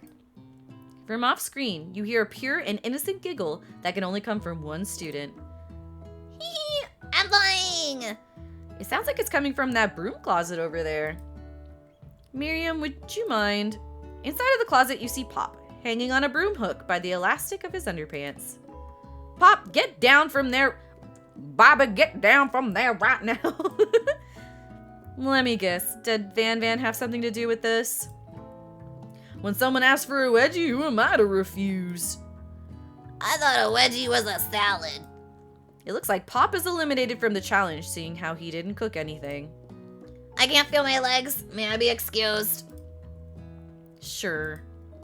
You kids and your pranks. I must say it's not the worst prank in UCS AL history, but it's not exactly your book material. Wait a second. Pranks. Clank! Where did that pressure cooker roll off to? You wait to hear a signature word, beep, or other onomatopoeia, but there's none.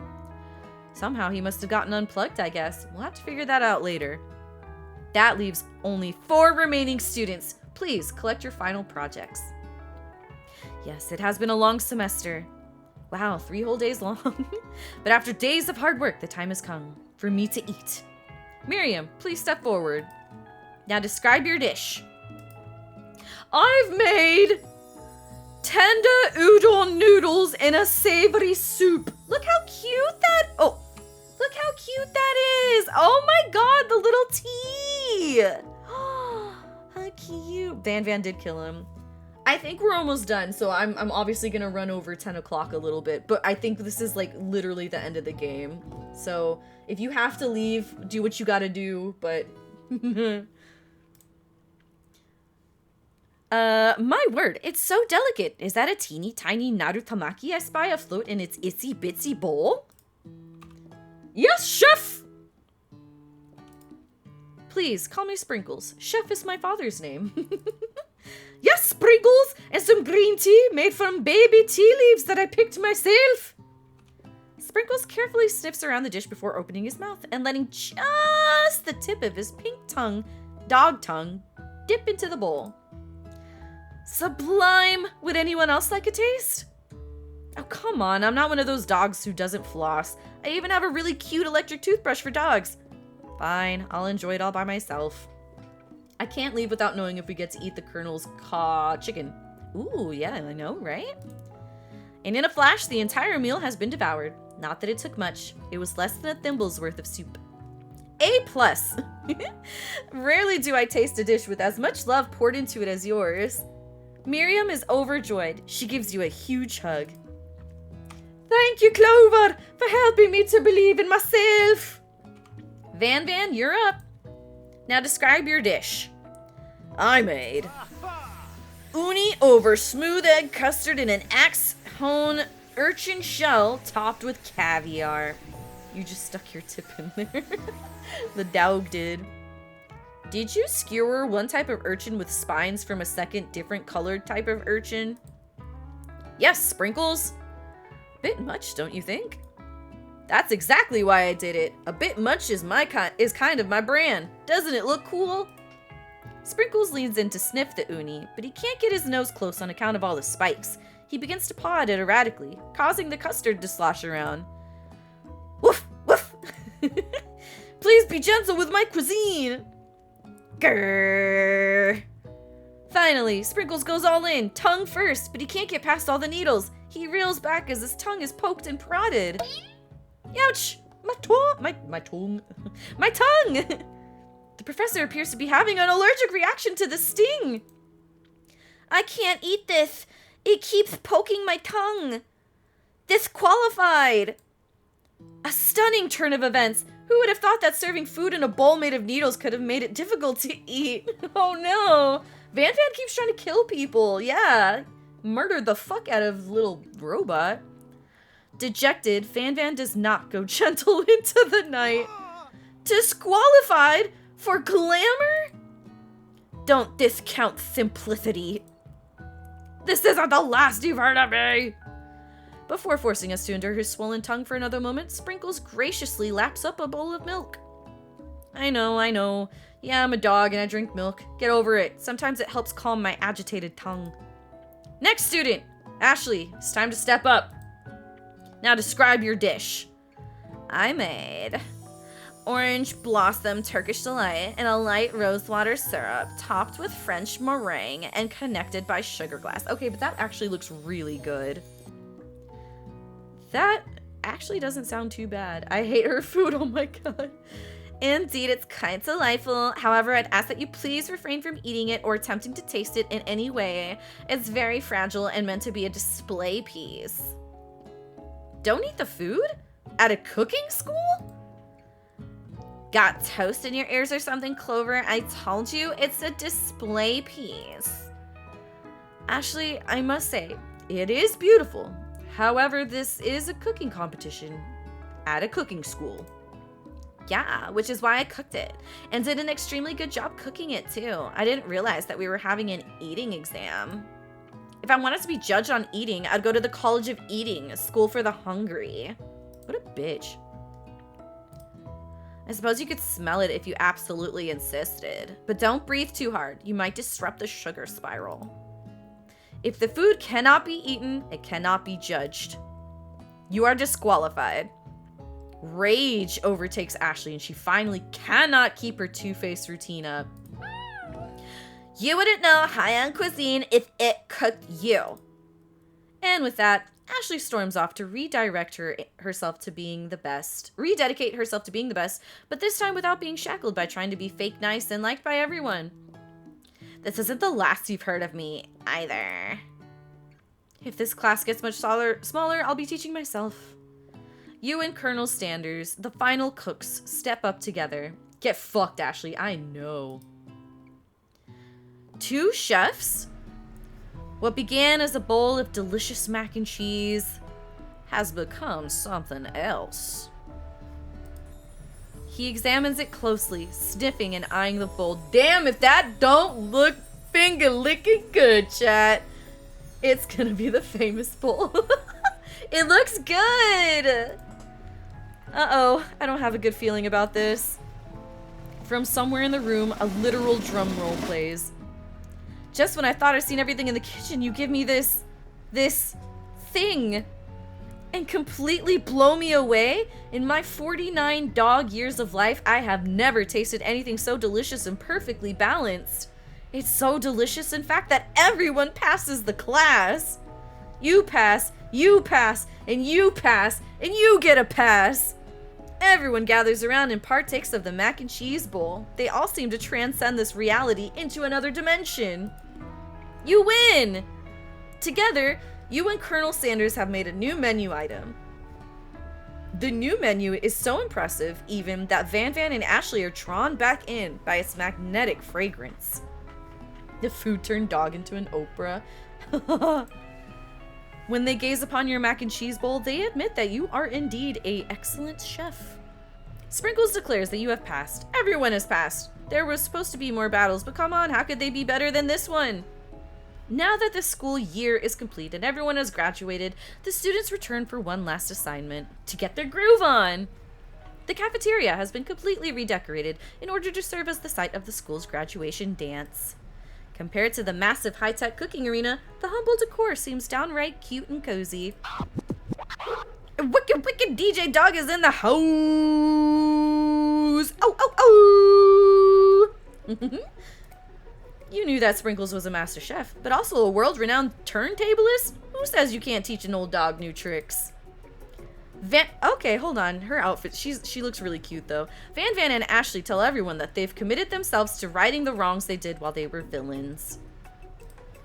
For a moment, you actually believe them. Not another haunting.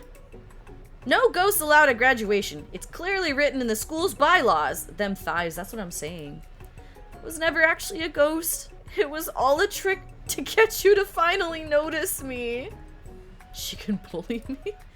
Oh, amusing.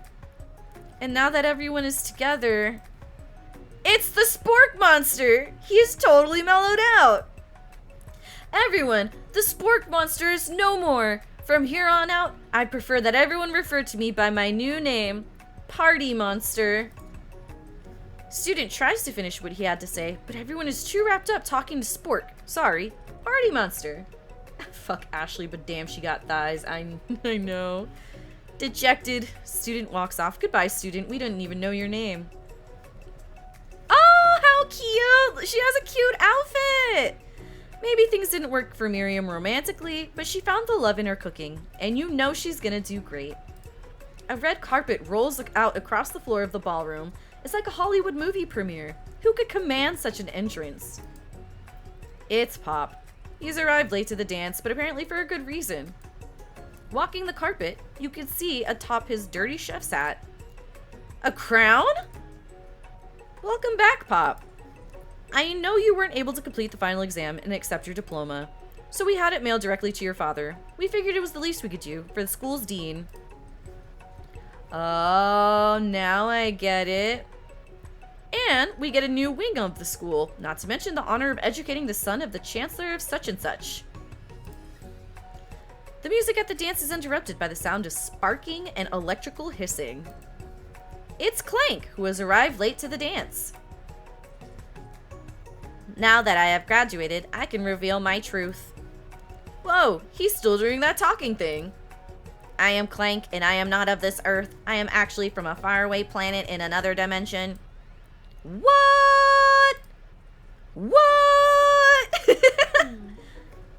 I actually feel like I knew this whole time.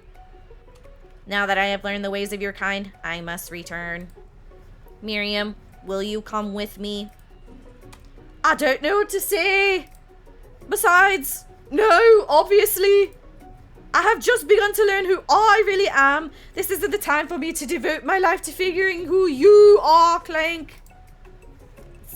Preach, girl. You're blown away by Miriam's maturity. It's pretty clear she has managed to surpass you in that regard. I understand. Kind of. Humans are weird. A portal opens up and Clank disappears through it. Finally, Colonel Sander arrives.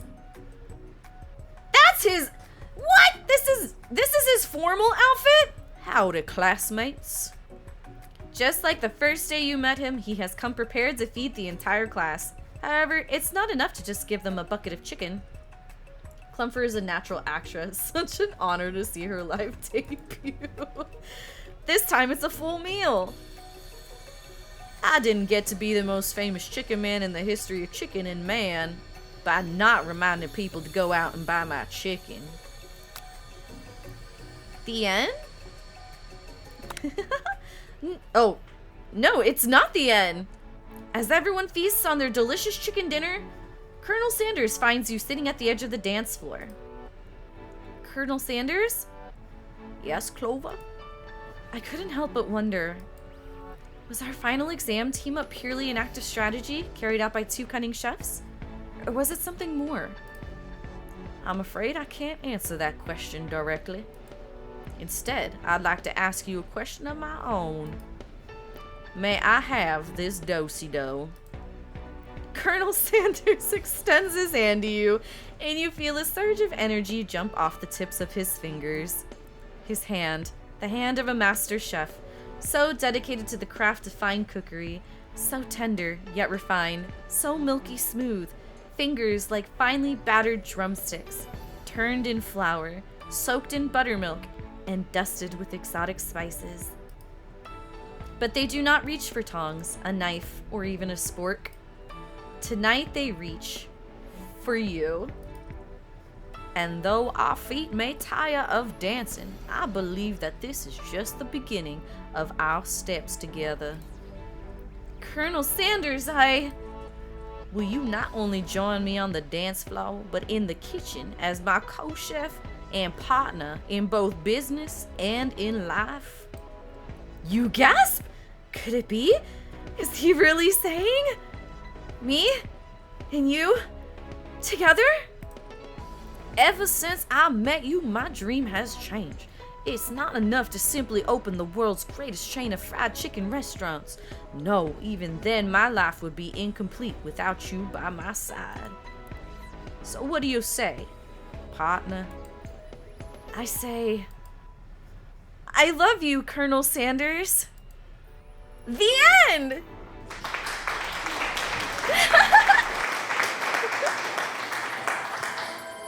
We did it!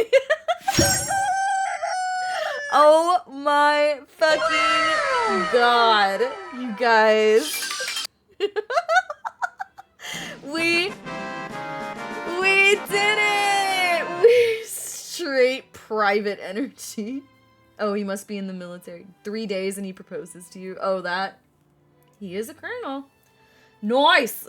We fucking did it, guys. Let me close this. Oh, my bad. Let's go back to my room. We did it, everybody! We completed I Love You, Colonel Sanders, a finger-licking good dating sim. We got the man at the end. What a fun stream. Oh, thank you for the head pats and the thinking cap, although it is time for thinking to no longer be a thing. Oh, thank you so much for tuning in today, guys. I know it wasn't Yakuza. Sorry for throwing you on a loop. I know that we're used to Tuesdays being Yakuza, but I really wanted to try something a little bit different. We'll get back to Yakuza next week.